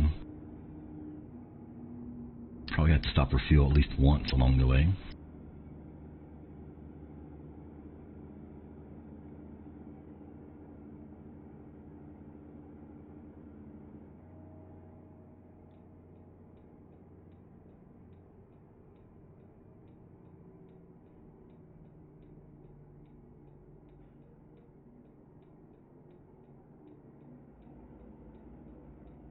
Ten forecast away.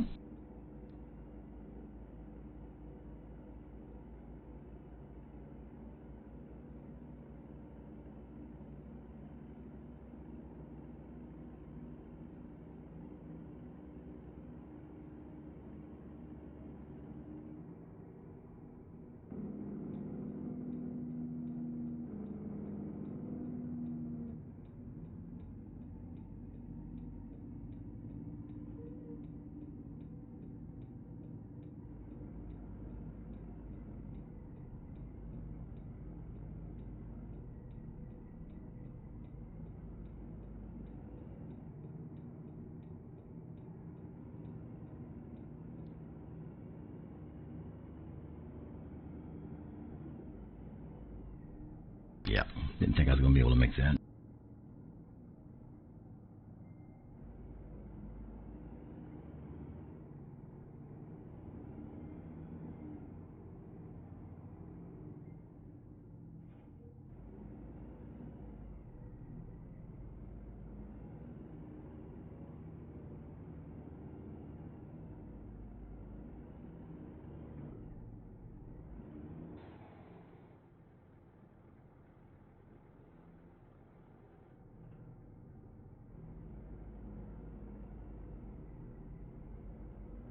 That's the good thing about flying.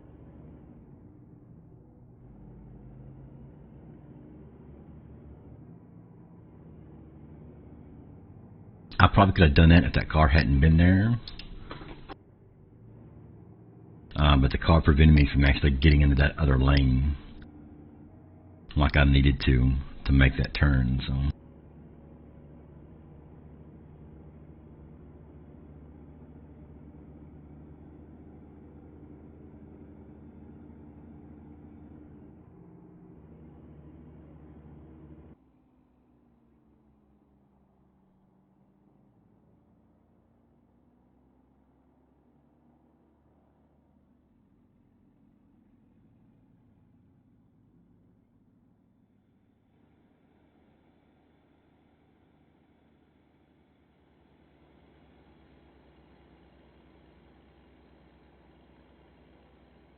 Cool Bear. Oh yeah.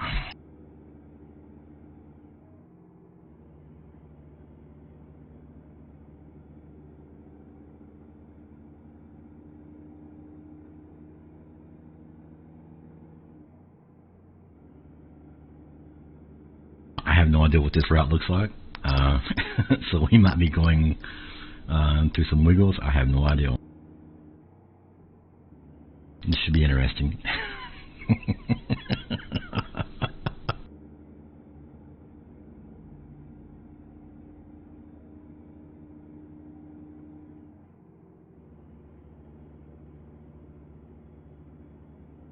If you're just tuning in, we are in the Resworth W900, which is the latest mod from Alan Res, famous for his Res Built 389. This is the Kenworth Resworth, not W900. It's got the stock transmission 18-speed recharger in it. At some point, I'm sure the mod authors of the Real 8 and Fuller transmission mods that we use will add this mod to his mod. It's just a matter of adding the definition file or something, whatever. You'd have to ask a actually modder to explain it to you. Same for the engines.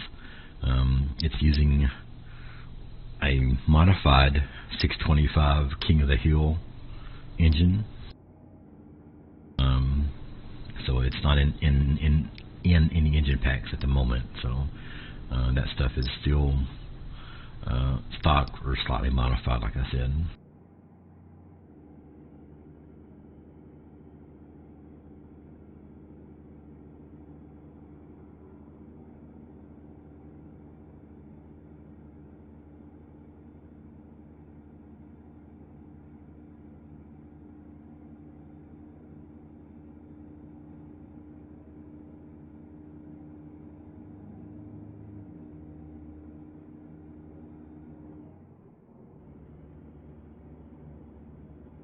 While I was on the Steam Workshop yesterday, I think it was yesterday, it might have been Saturday,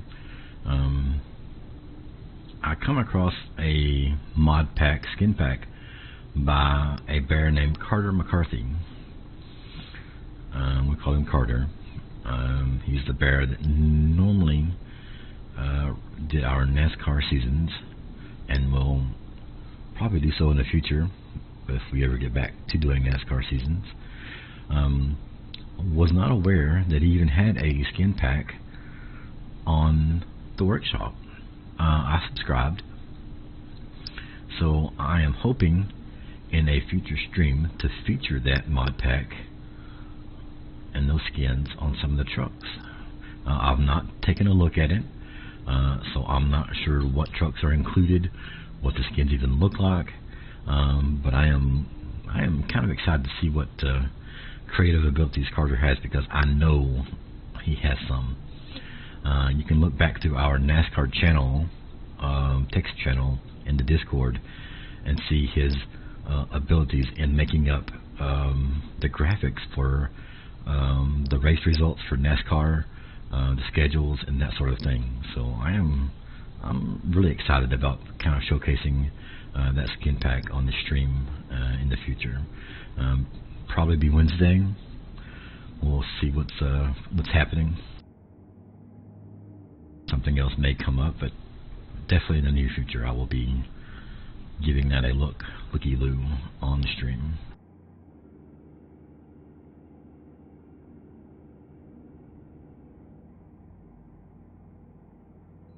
Gotta watch my speed here. With this much weight, you don't really want to get up to probably anything over 75.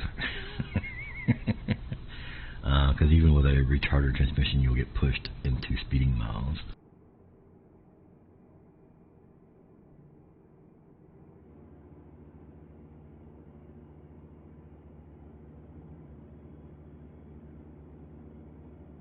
Just want to be careful of what our speed is and what kind of turns are coming up.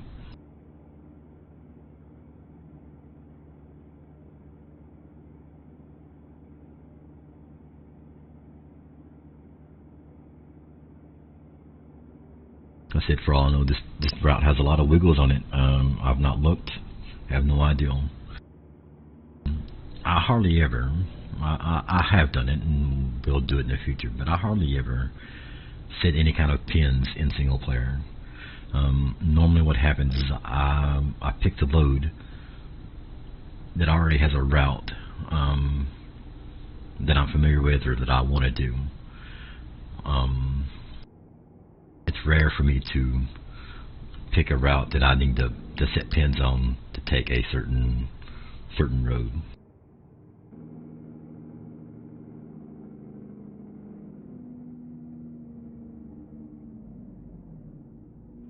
Okay, so there's a red light there.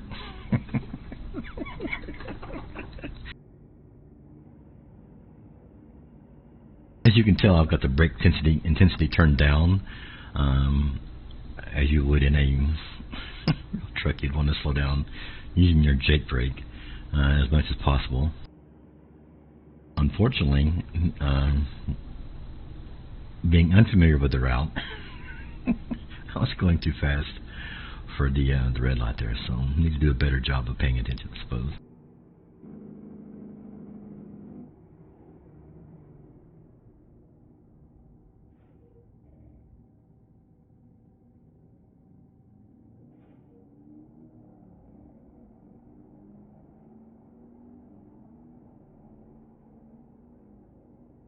Yeah, I've got the brake intensity turned down. The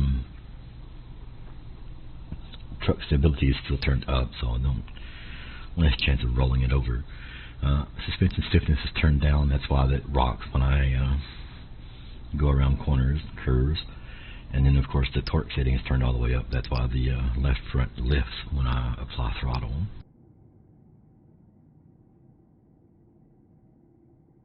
So it's kind of simulation based, but not completely.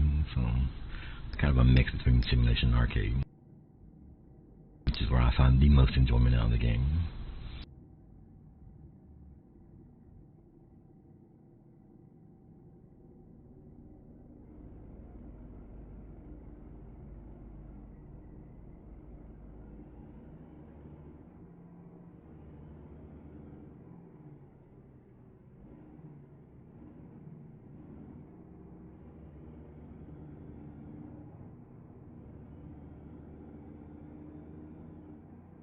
You know, a lot of people want to full simulate, and that's fine. You know, that's just not that's not completely enjoyable for me. You know, stopping at the way stations, doing all the other things that would entail being a full simulation run. I guess I'm running the red light, or that way station wagon's got a Death Wish one. We'll assume that I was running the red light there.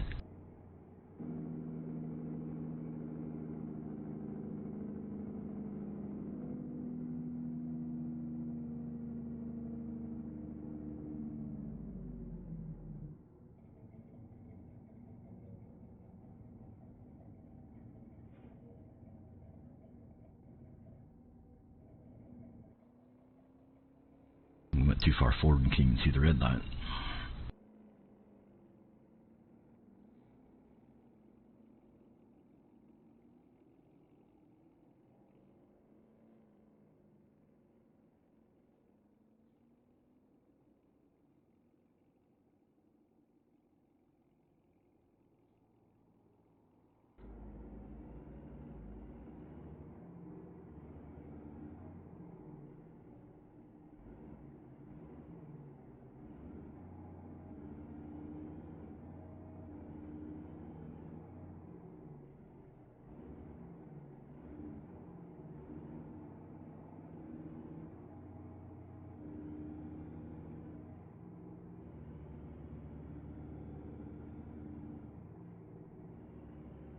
Again, I think I ran the red light, but it's okay.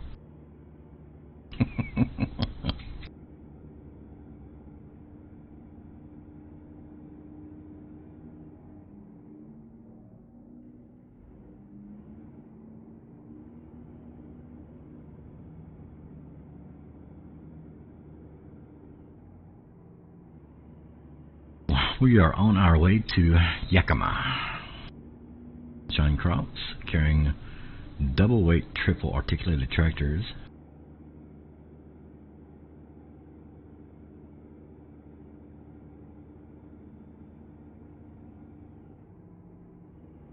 Thank you, Lady Bear, for the suggestion of the triple trailer.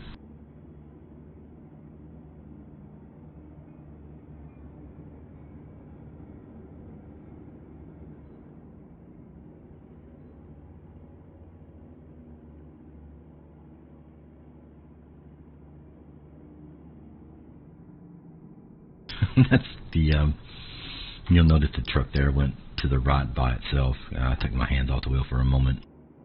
The torque steer, the torque setting, I think, causes that, causes the truck to veer off to the right under throttle.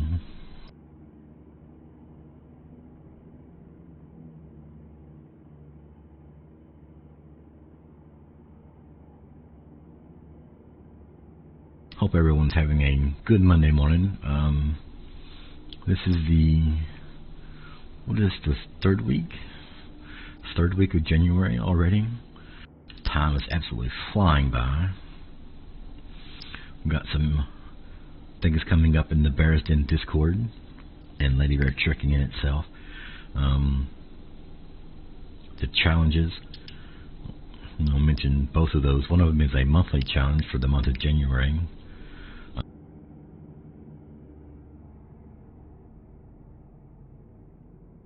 I guess better shift into the next gear, huh?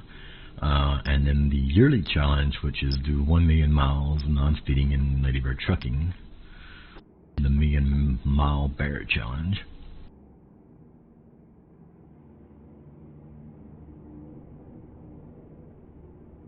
There was some discussion over the weekend about a heavy haul challenge and possibility of a bear giveaway for that. Now that we can accurately count the cargo weight in trucking,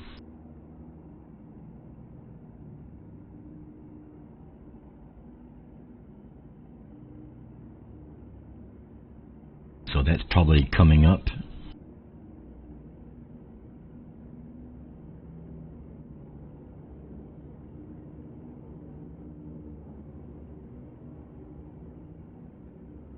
Our Hawaiian bear, aka Bushwhacker, is working on I don't know what you'd actually call it, a speed run from Florida to LA on the coast-to-coast map, potentially the dedicated server at that. I think the details of that's going to be posted in February once he gets back from vacation. I think he's still actually hammering out the minor details in that. We are currently, or just starting, or restarting, I guess I should say, because we have previously done ETS2 convoys in Lady Bear Trucking. Every Saturday, after Coffee and Trucking with me, Lady Bear, Flu will be hosting or putting together ETS2 convoys, and the possibility of us as Lady Bear Truckers attending ETS2 events in lieu of convoys.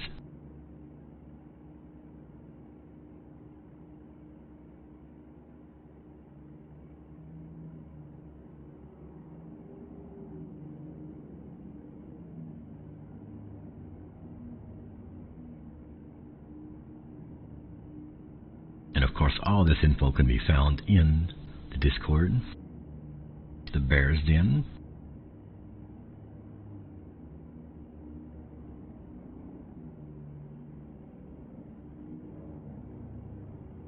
not sure why I'm in the right lane, but let's get over.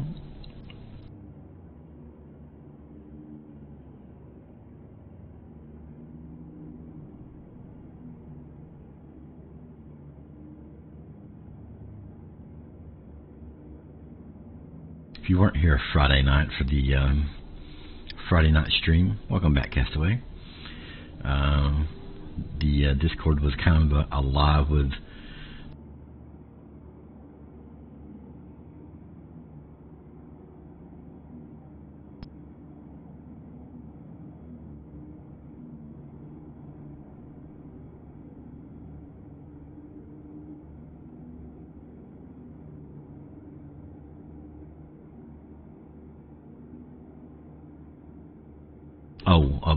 probably cut me off there. Obscure facts, random facts. I hesitate to say useless, but they were pretty useless.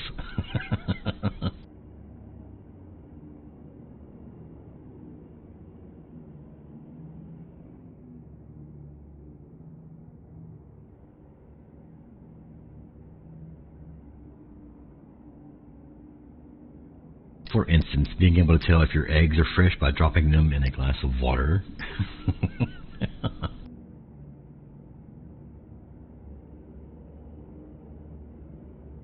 And other such novelties.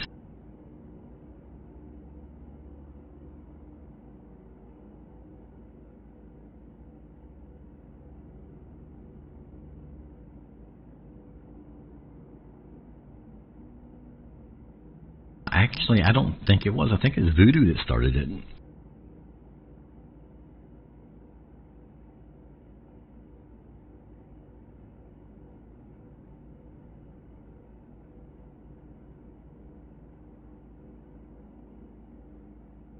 I think we learned that Australia is wider than the circumference of the moon.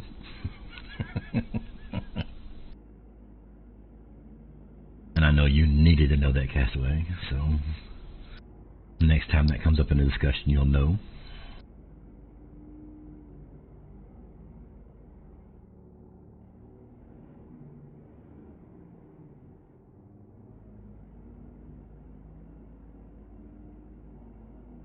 Just little random oddball things, laws and such in various states.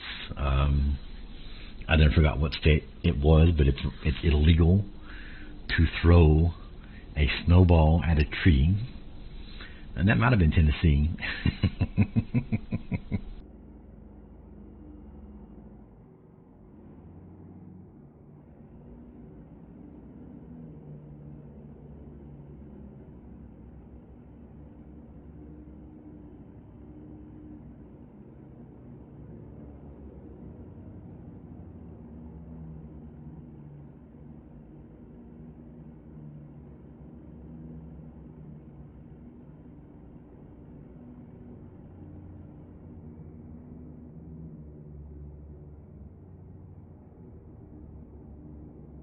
The Australian map on ATS looks interesting. There's an Australian map? You have my interest, sir. I was unaware there was an Australian map mod for... Oh, it's a mod. Yeah.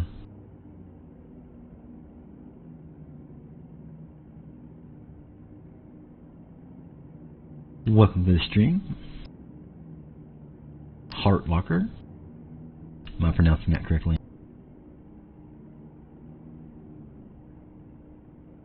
Hurt Locker, okay.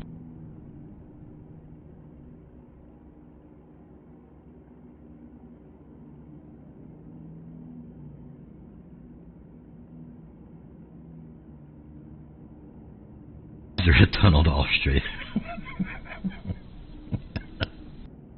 It's only like 8,000 miles. Do you really need a tunnel?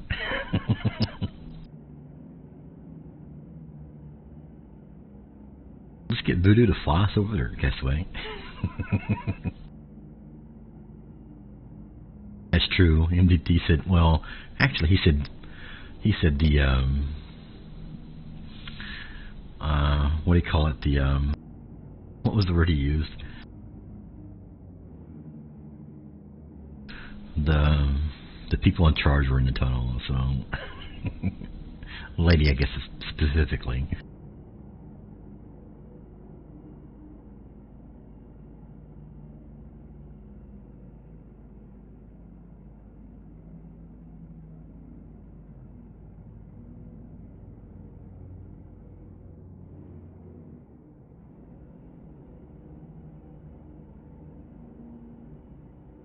Favorite? Oh, that's hard. That's really difficult. I think ATS edges out ETS2 by the narrowest of margins. Only because I know the road network better. And I do like the trucks just a little better than ETS2. I like the long nose Pete, the 389. I know the roads better. I know my way around a little better. But as far as scenery and detail and graphics and such, ETS2 is the clear winner. And I absolutely love driving in Europe. It is so close that I cannot confidently say 100% of the time that it's ATS or that it's ETS2. So it's such a neck and neck race that pretty much whatever I'm playing at the time is what I prefer. But yes, I absolutely love ETS2. I can't get away from it. I attempt to play World of Warships. I am very much a noob at WoWs. Castaway here plays WoWs as well. Lady Bear plays. There's a lot of bears that actually play, and I've recently picked it up again. But yeah, that is a game that I've played for a while. I don't have a lot of battles under my belt. I do enjoy it, but I'm not very good.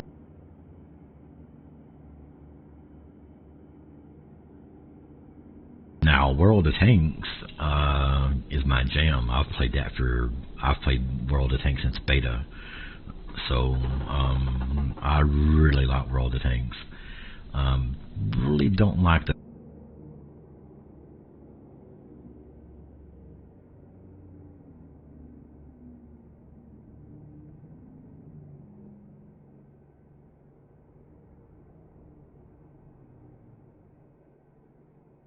so yeah. I get my blood up when I'm playing World of Tanks. I get a bit moody, so to speak. Warships isn't nearly, well, I found, at least so far, isn't nearly as bad in that regard. But again, I've not played Warships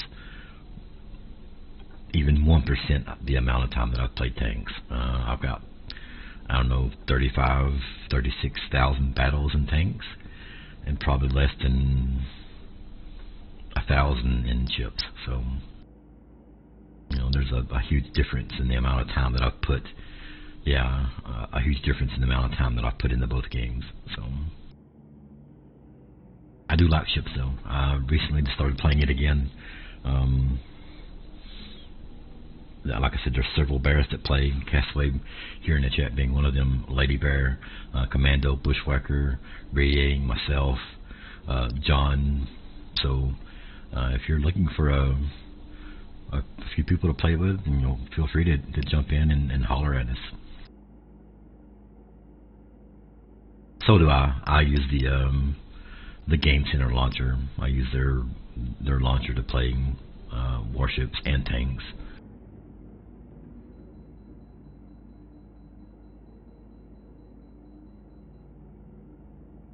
So, like the mechanics and the abilities, and a lot of other things that make you a good WoWs player, I'm still kind of coming to terms with and grasping and trying to learn. The use of HE, the AP, the different abilities when to put out fires, when to not, when it's okay to kind of let it just die out on its own, that sort of stuff. So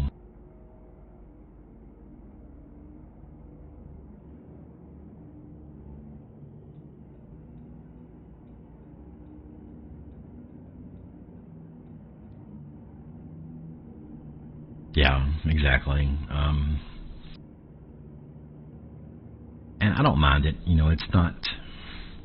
It's not a bad program. I do enjoy it, so it's not. Um, I don't understand the need for all the game launchers from like Epic and Ubisoft and the Game Center from Wargaming, and then of course we've got Steam. But I understand they want to use their own software.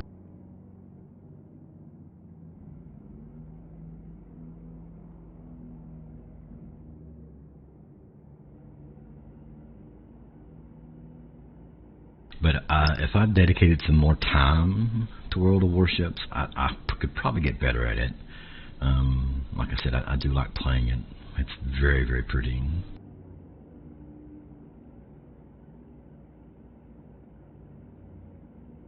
My highest tier at the moment is tier 7. I'm co-grinding the American and German lines, destroyers and battleships and cruisers.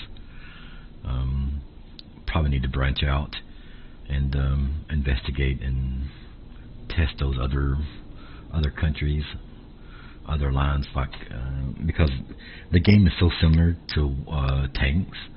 I see a lot of similarities between them.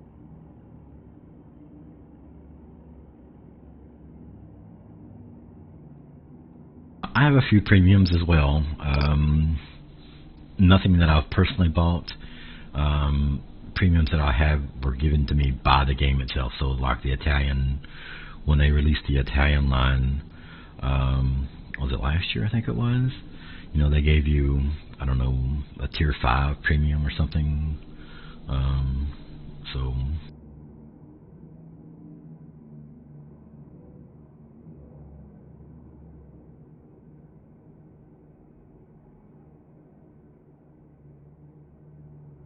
and it's very similar then to tanks in that regard. The higher up you go in tier, the more it costs to repair. And I won't say that it forces you into buying premium time, but it certainly feels that way. Someone asked me yesterday, I think it was Max in Discord, which one was easier to make money in. And off the top of my head, it's easier to make money in warships, even without a premium account, because without a premium account in tanks, unless you're playing exclusively premium tanks, it's hard to make cash. Yeah, the economy is kind of rough in both games. Tanks especially. Tanks is very hard to make money. And it's almost impossible, or next to impossible, to make any kind of money at tier 9 to 10. Well, I say 9. It's impossible to make money at tier 10 without a premium account in tanks. You have to do a good amount of damage, 2,500 to 3,000 at least, to cover the cost of rounds and other consumables. So warships, I found, isn't quite as bad as that, but I'm also, again, only at tier 7. So I'm sure as the tiers go up, if it's like tanks, it's going to get more costly. So you're going to have to do better and better, obviously.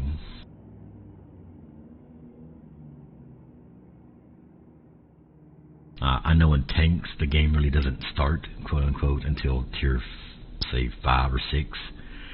Before that, you're just kind of learning the mechanics and doing spots on the map, and where you need to go to be the most effective, and that sort of thing. So that you really don't start getting into the meat of the game until you reach a tier 5 tank, and then above that, it gets better and better. Tier 9 is my favorite tier to play in tanks, only because I feel I can be effective against tier 10s and tier 8 premium tanks that are released that are, I hesitate to say overpowered, but maybe buffed a little more than they should be. You can kind of deal with them as well. It is extremely similar to WoW's, and I'll reference World of Tanks more, just because I am more familiar with the game and the economy there.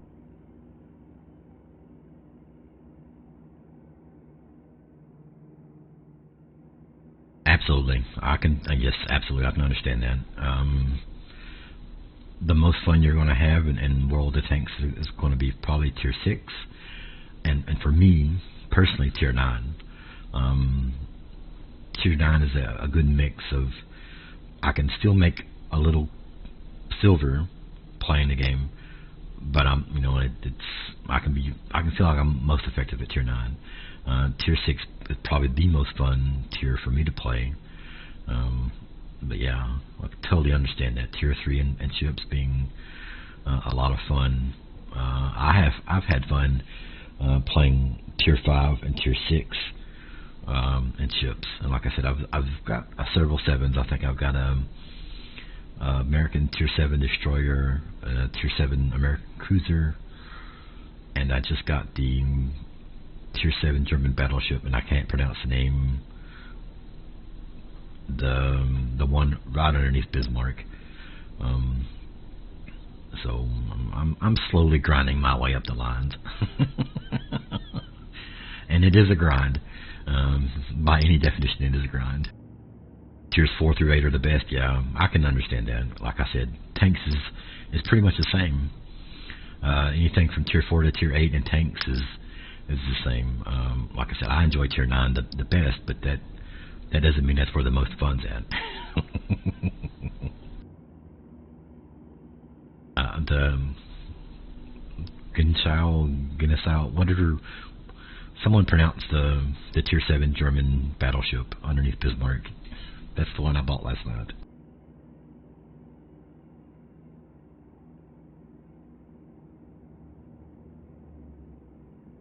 It has torpedoes, which is very strange to me for a battleship to have, but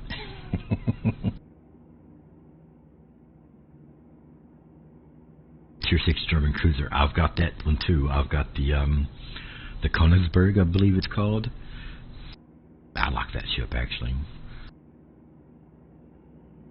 9 through 11 super ships gets toxic. Yeah.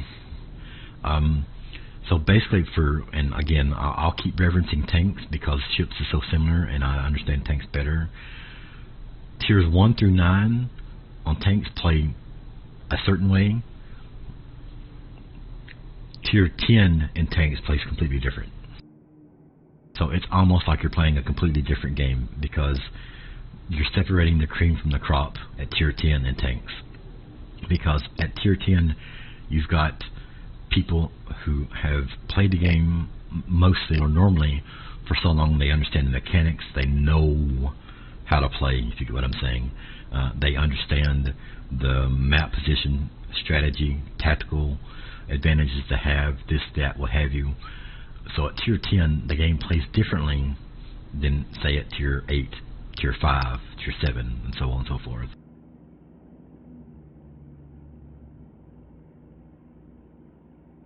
$55 gig update, yeah. It's been a while. It's been a while.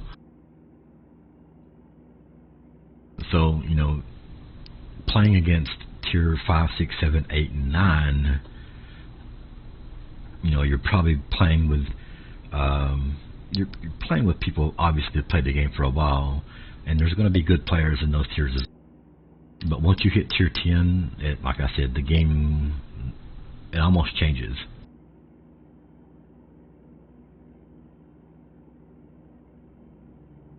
I came very close, Castaway, of buying a submarine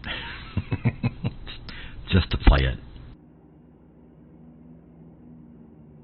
Game check, it's toxic. Yeah.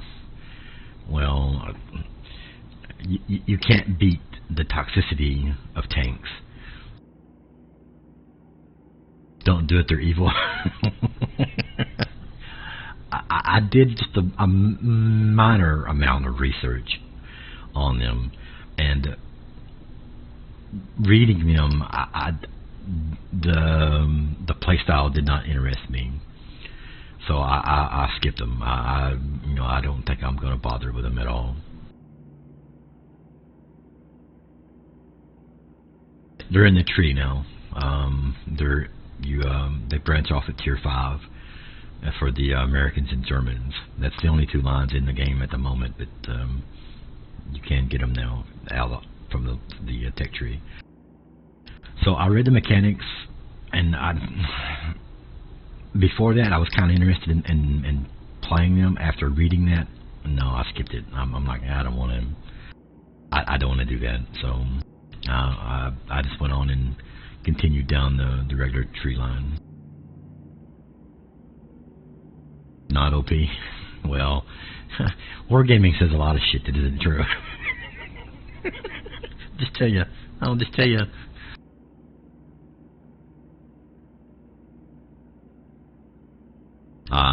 Wargaming in tanks has repeatedly said the exact same thing. Hey, here's a tank. It's not overpowered. It just has a 60% win rate for brand new players. So, that's no big deal.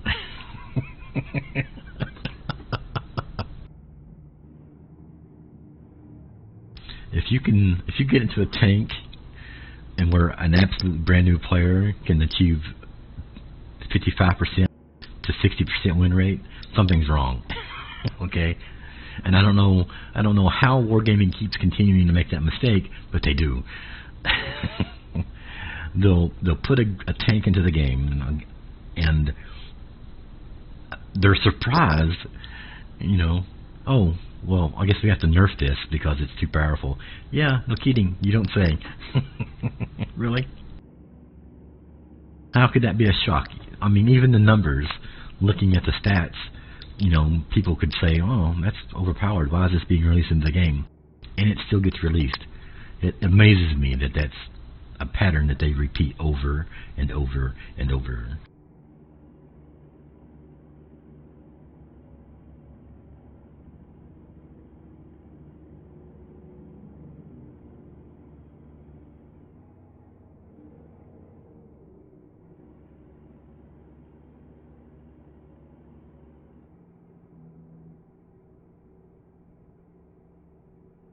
Oh yeah. It used to be in tanks, and they may have changed it.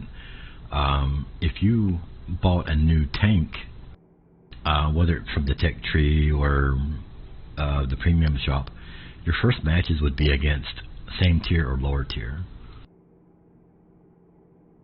So if you bought a tier 8, you're almost guaranteed to get a full tier 8, or you were going to be top tier in a 6, 7, 8 match. Oh yeah. Yeah, they want you. They lead you into a false sense of superiority. I mean, I know why they do it. It just kills me that they continue to do it.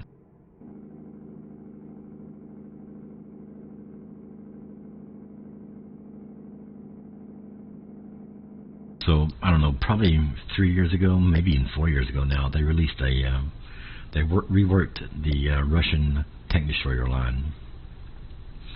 And they added a tank called the Object 268 V4. And this thing could ram kill you. It had armor like a super heavy tank and a top speed of like 45 to 50 kilometers an hour. So it was brutal. And I got so many messages because me being the asshole that I am, I played this thing constantly. I got so many after battle messages calling me names and cursing me and wishing various forms of death on me from a lot of different ways that it was funny.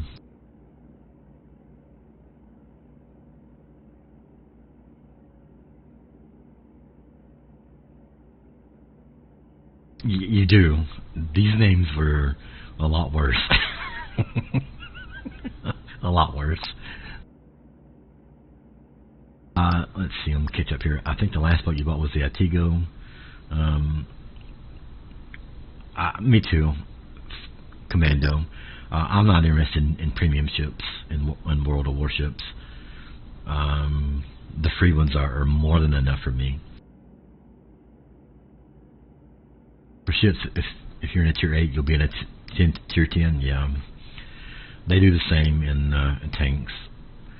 They've kind of reworked the matchmaker a little bit, so you probably get a few more tier 8s, all tier 8s. You'll hardly ever get 6, 7, 8s. You'll hardly ever be top tier in a tier 8 tank. Mostly what you'll get is all tier 8s or 8, 9, 10s. Rarely will you get 9, 8, 9s, and even more rare you get 6, 7, 8s for your top tier. If you're platooned up or divisioned up, to use World of Warships parlance, you'll get 8, 9s or 9, 10s, 8, 9, 10s all the time. You'll be bottom tier or all tier every single time. When you get platooned up, they figure, I guess, that you're in some kind of voice communications program. So, you know, they'll put you in the same tier matches or make you bottom tier every single time.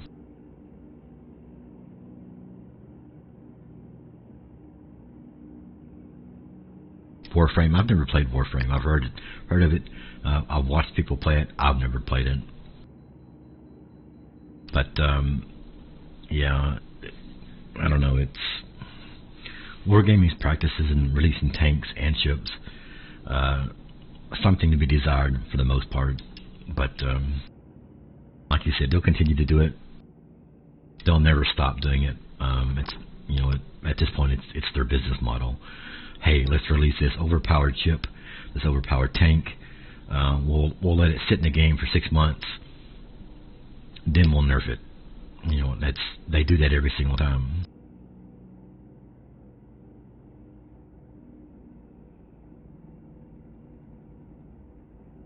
I don't mind grinding if I know I'm not grinding. And I know that sounds kind of silly, but if the gameplay is so enjoyable that I don't mind spending 3 or 4 hours playing the game where it doesn't feel like I'm grinding, then I don't mind it.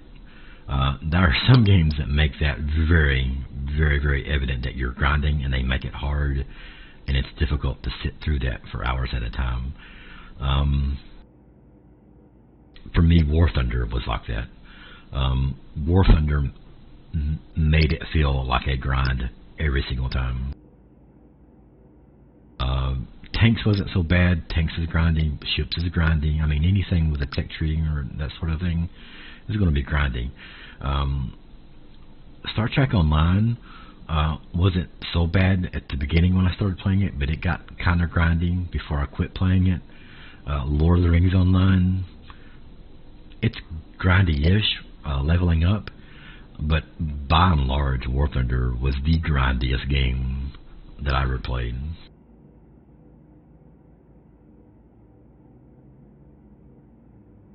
Control, yeah, I can understand that. The controls could get funky. I hated ground combat. Ground combat in STO was ugly. Like, I avoided that at all costs. I could not stand doing ground missions in Star Trek Online.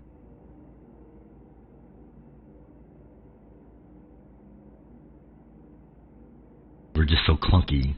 Like you're saying, the controls are just, just yucky.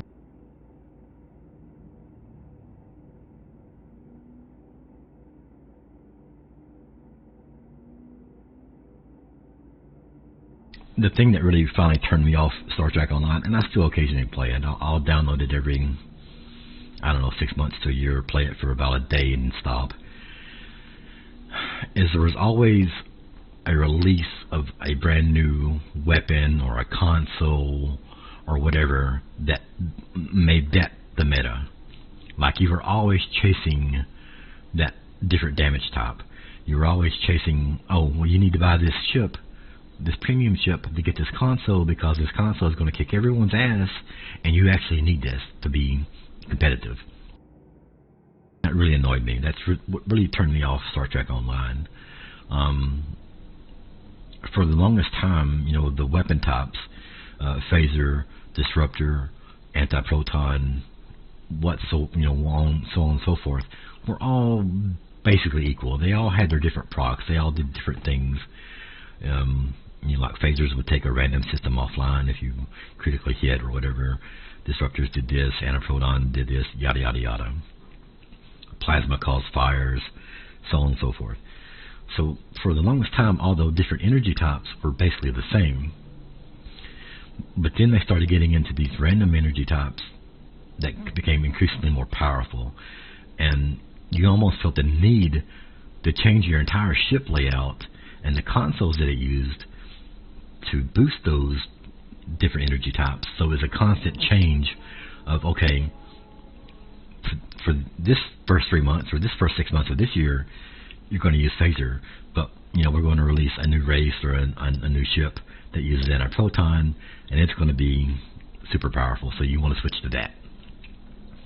So it always seemed like there was something different coming down the pipe that made you want to switch, or at least led you to believe that you should switch. So it was a constant chase of, okay, well, I'm no longer going to use phaser, I'm going to use disruptor now, and so on and so forth.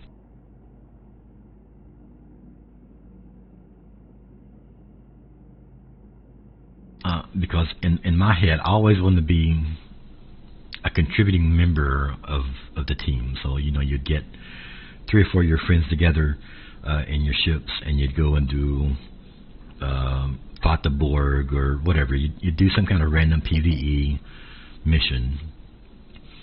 And I want to feel like I'm pulling my weight.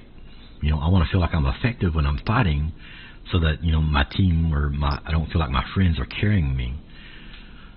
So I'd be using, my standard things, my energy type from, 2 years ago, and I feel like I'm just slow. Like they're blowing stuff up, they're cutting through the shields, they're destroying ships, they're whatever, within minutes, and I'm here hammering away for, half the match just trying to do this one thing, and I just, ugh. Thank you for the alert, Ken.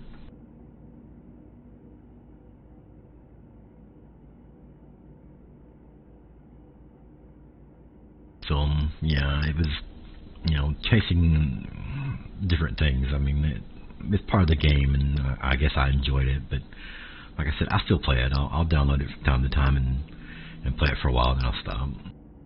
Nap time? Oh man, you're speaking my language now.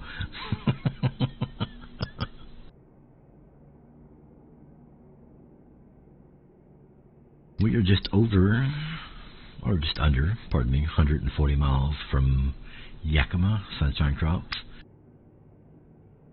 Driven in nighttime now for all this time. I should have changed it to daylight.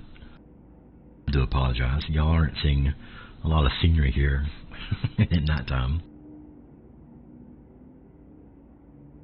Been running my mouth mostly and not really paying attention to what was going on, just kind of cruising along.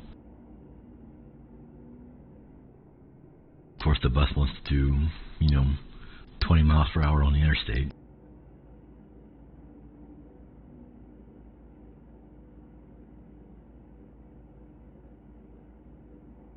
Forecast way.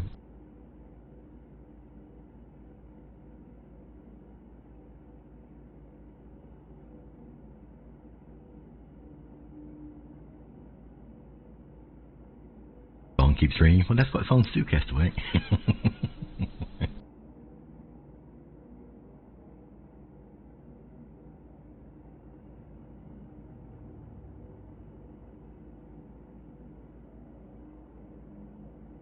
I know what you mean, though. I can sit here all day. Sit here all day and not have one person bother me or disturb me or whatever you want to call it on the phone.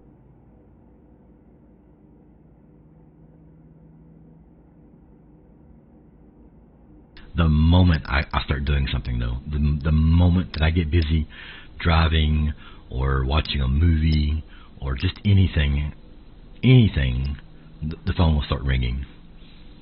Every single time. Or I sit down to eat is normally when it happens. And it's, normally a family member. Hey, what's up? What's going on? How you doing? Like, you had all day to call me. And you didn't, of course, you didn't know this. They have no way of knowing. But I'll sit here for, 90% of the day, not doing anything. Could have used some interaction. Now you decide to call me the moment that I get busy doing something else. I am using a traffic mod as well. It changes the density dependent on the time of day and location. So in major cities, I got a downshift, hang on. So in major cities, the traffic gets more congested, and certain times of the day it gets more congested. Your quota for the day.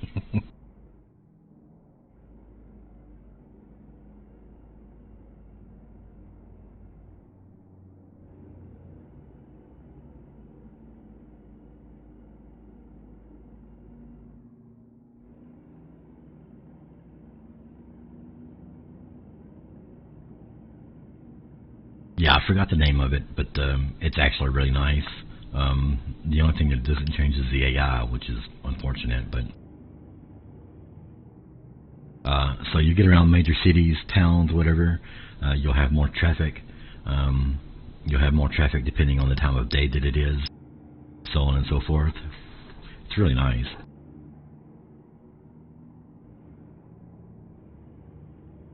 Oh, I'm running out of fuel.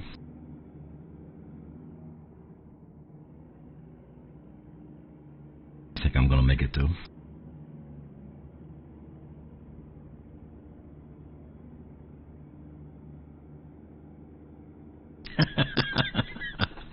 You were on your game, weren't you?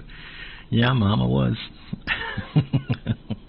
You waited until the exact time I started to get busy and then you called.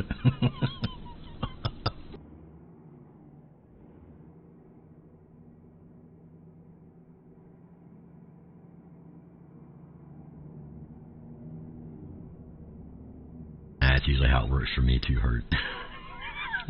Like I'm saying. You know, I can sit here for a span of hours and not get a text, not get a ring or nothing. I start streaming, start watching a movie, start driving, or maybe just get in Discord and start talking, you know, in the Bears Den, and then the thing will start going off, just left and right, left and right, left and right, no peace.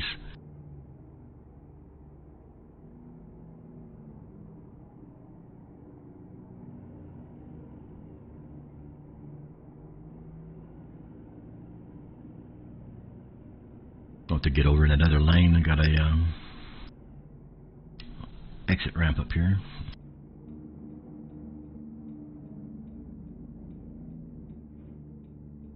I don't know why these vehicles are going so slow.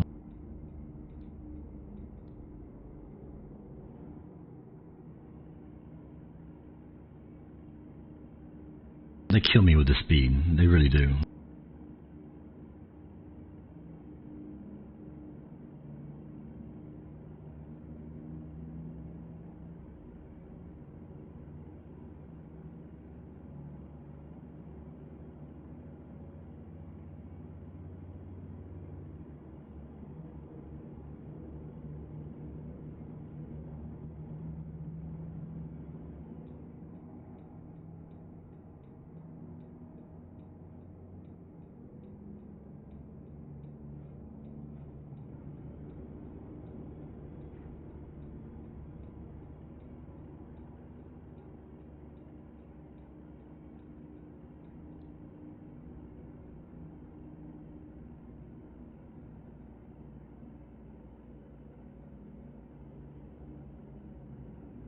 We made that turn pretty smoothly, actually.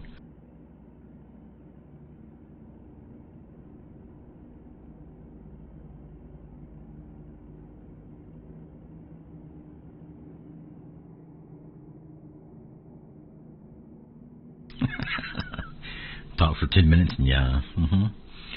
They don't want anything. You know, it's never anything important.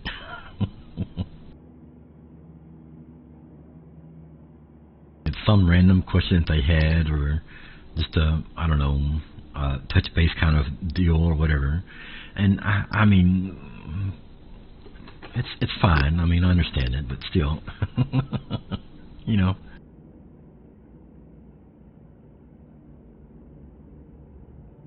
I do have an uncle though that likes to talk, so normally when he calls, it's at least an hour. every single time.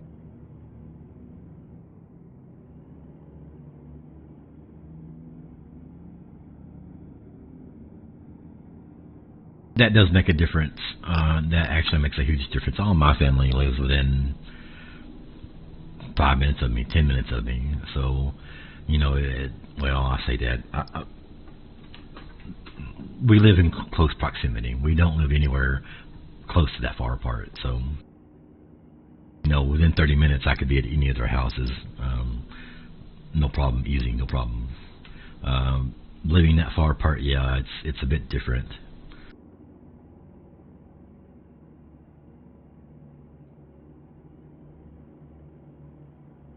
7 hours, yeah, it's a huge difference.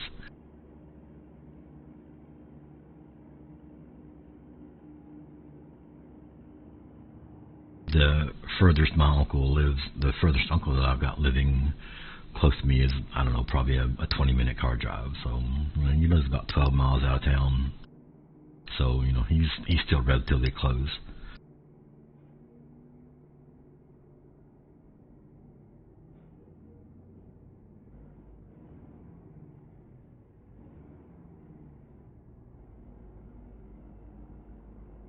All the rest of them within 5 minutes easy. So,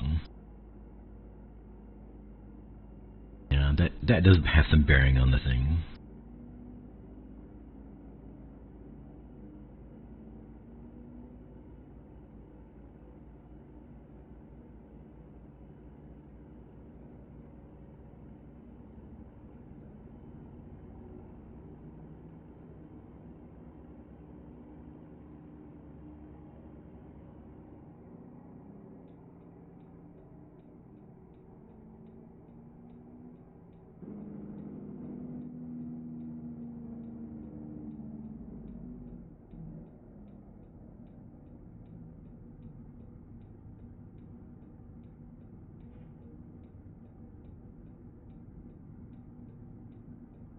Well, I'm in the wrong lane, of course.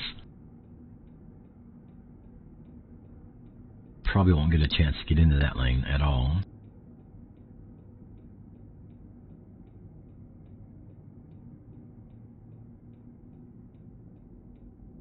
Because these guys are moving like molasses in wintertime.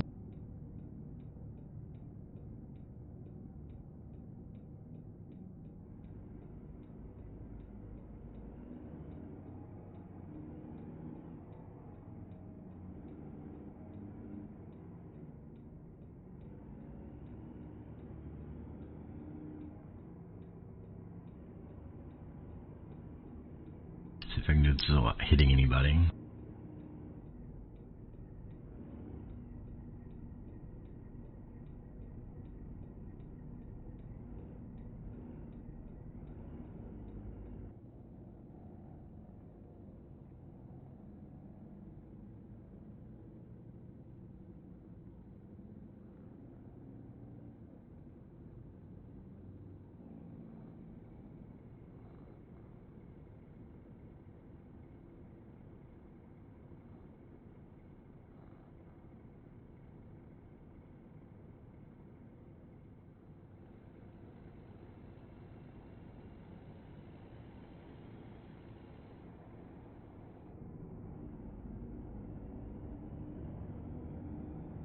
Think I'm hungry.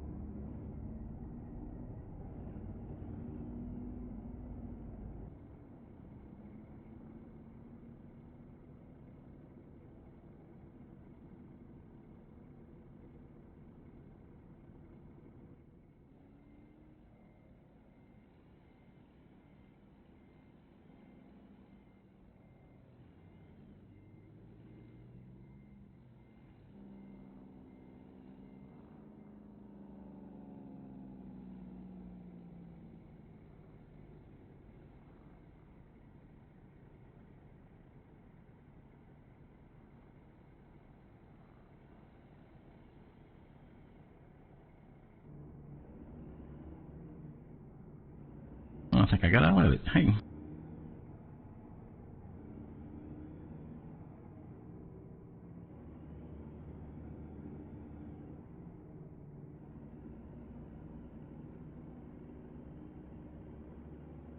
There is some controversy here in the States about the Tesla trucks. Fairly or unfairly, I'm not sure. I don't think there's going to be driverless trucks anytime soon. Predominantly, anyway.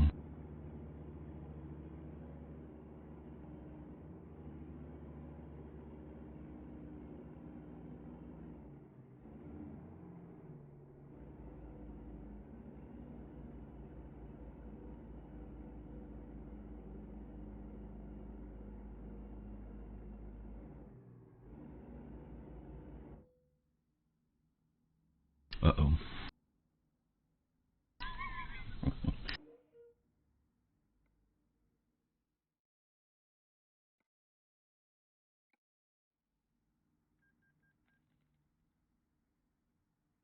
It won't.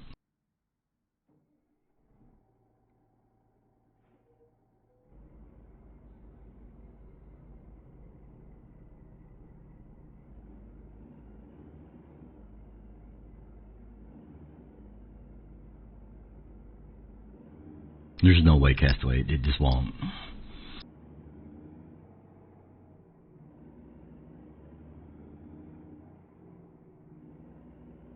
That's why they won't be, they'll be fine for maybe inner city deliveries, but that's about it.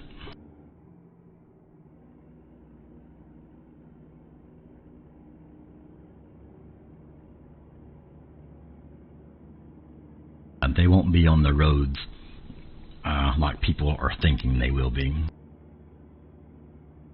Not at least until the technology gets better. So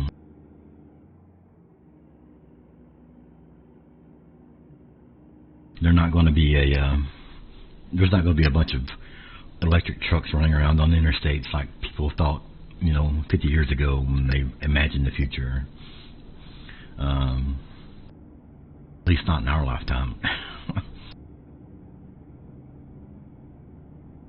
There may come a day when that happens, but it ain't going to be anytime soon, for sure.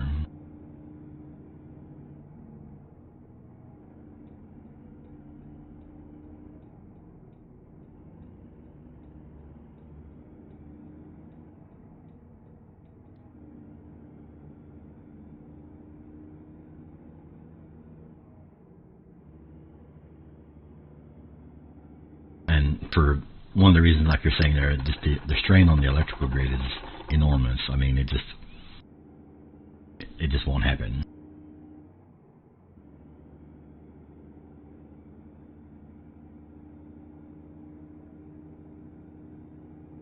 Right? Then what are you going to do? You get stranded, 1,000 miles away from home because you can't charge your electric car. Then what? Start walking? Buy a plane ticket? Get a bus? Extend your trip another 3 or 4 days or what? Something?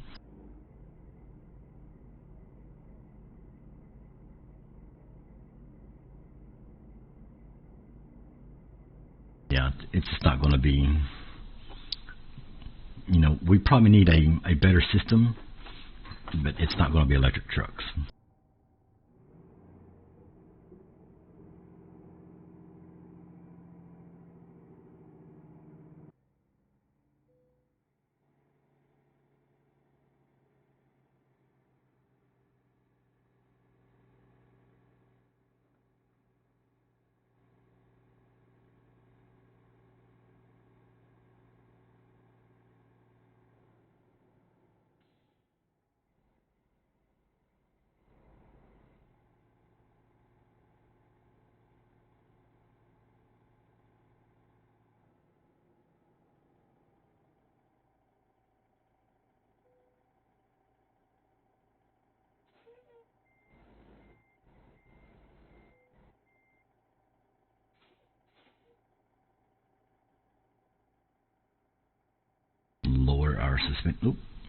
Lower suspension here.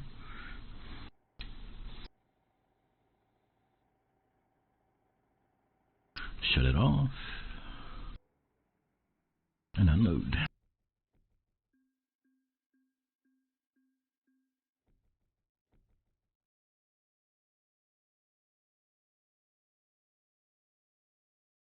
that's kind of the issue here right now, Hurt. People want, better ways to produce energy, but nobody wants a nuclear power plant in their backyard or near them or whatever.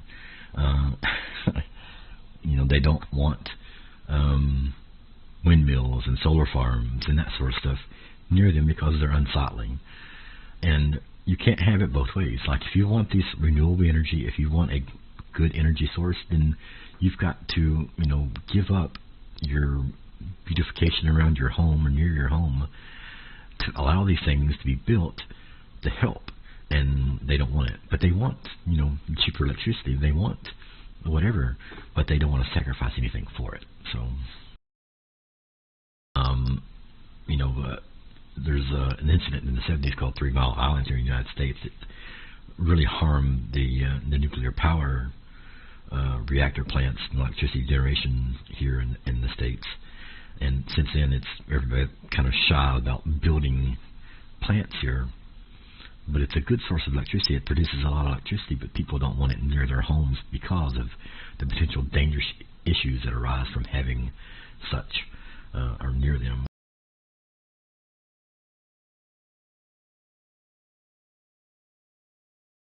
Yeah, the people want stuff, but they don't want to do anything for it. That's kind of how it works. Hey, we want cheaper electricity, but we don't want any solar farms or windmills or nuclear power plants or any of that stuff, hydroelectric stuff. We don't want any of that stuff built near us. Build it over there, and then give us the benefits of it. And that's how it goes. That's how people are. Anyway, thank you all for tuning in. That's going to be it for me for today. I appreciate y'all dropping in and chatting with me, keeping me occupied. I will return Wednesday with probably more trucking. I may jump into warships, do a warships Wednesday. We'll see. But thank you all for stopping by and spending your Monday morning with me. Have a good rest of your week. Take care of one another. God bless you. Thank you, Norwegian, for the gifted subs. Thank you all for the chat, the context, and keeping me occupied and talking. It's a big issue with me. I get quiet. Thank you, Castaway, for the emotes. Thank you all for the alerts, the follows, all the good stuff that you all do for me. It is greatly appreciated. I will see you all Wednesday. Have a good day. Take care. Well, hang on, wait a minute. Is there somebody we can raid? Somebody look and see if there's somebody we can raid. I might take you all with me to a raid. Hang on. Go anywhere. Sit still. I should do this before I've done anything else, but I'm sorry.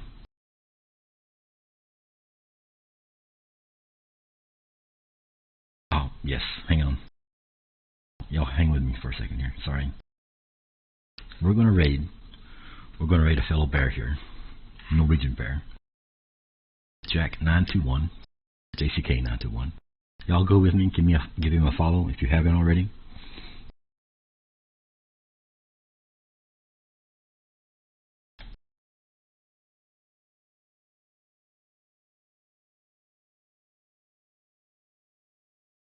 Like I said, be sure to give him a follow if you haven't.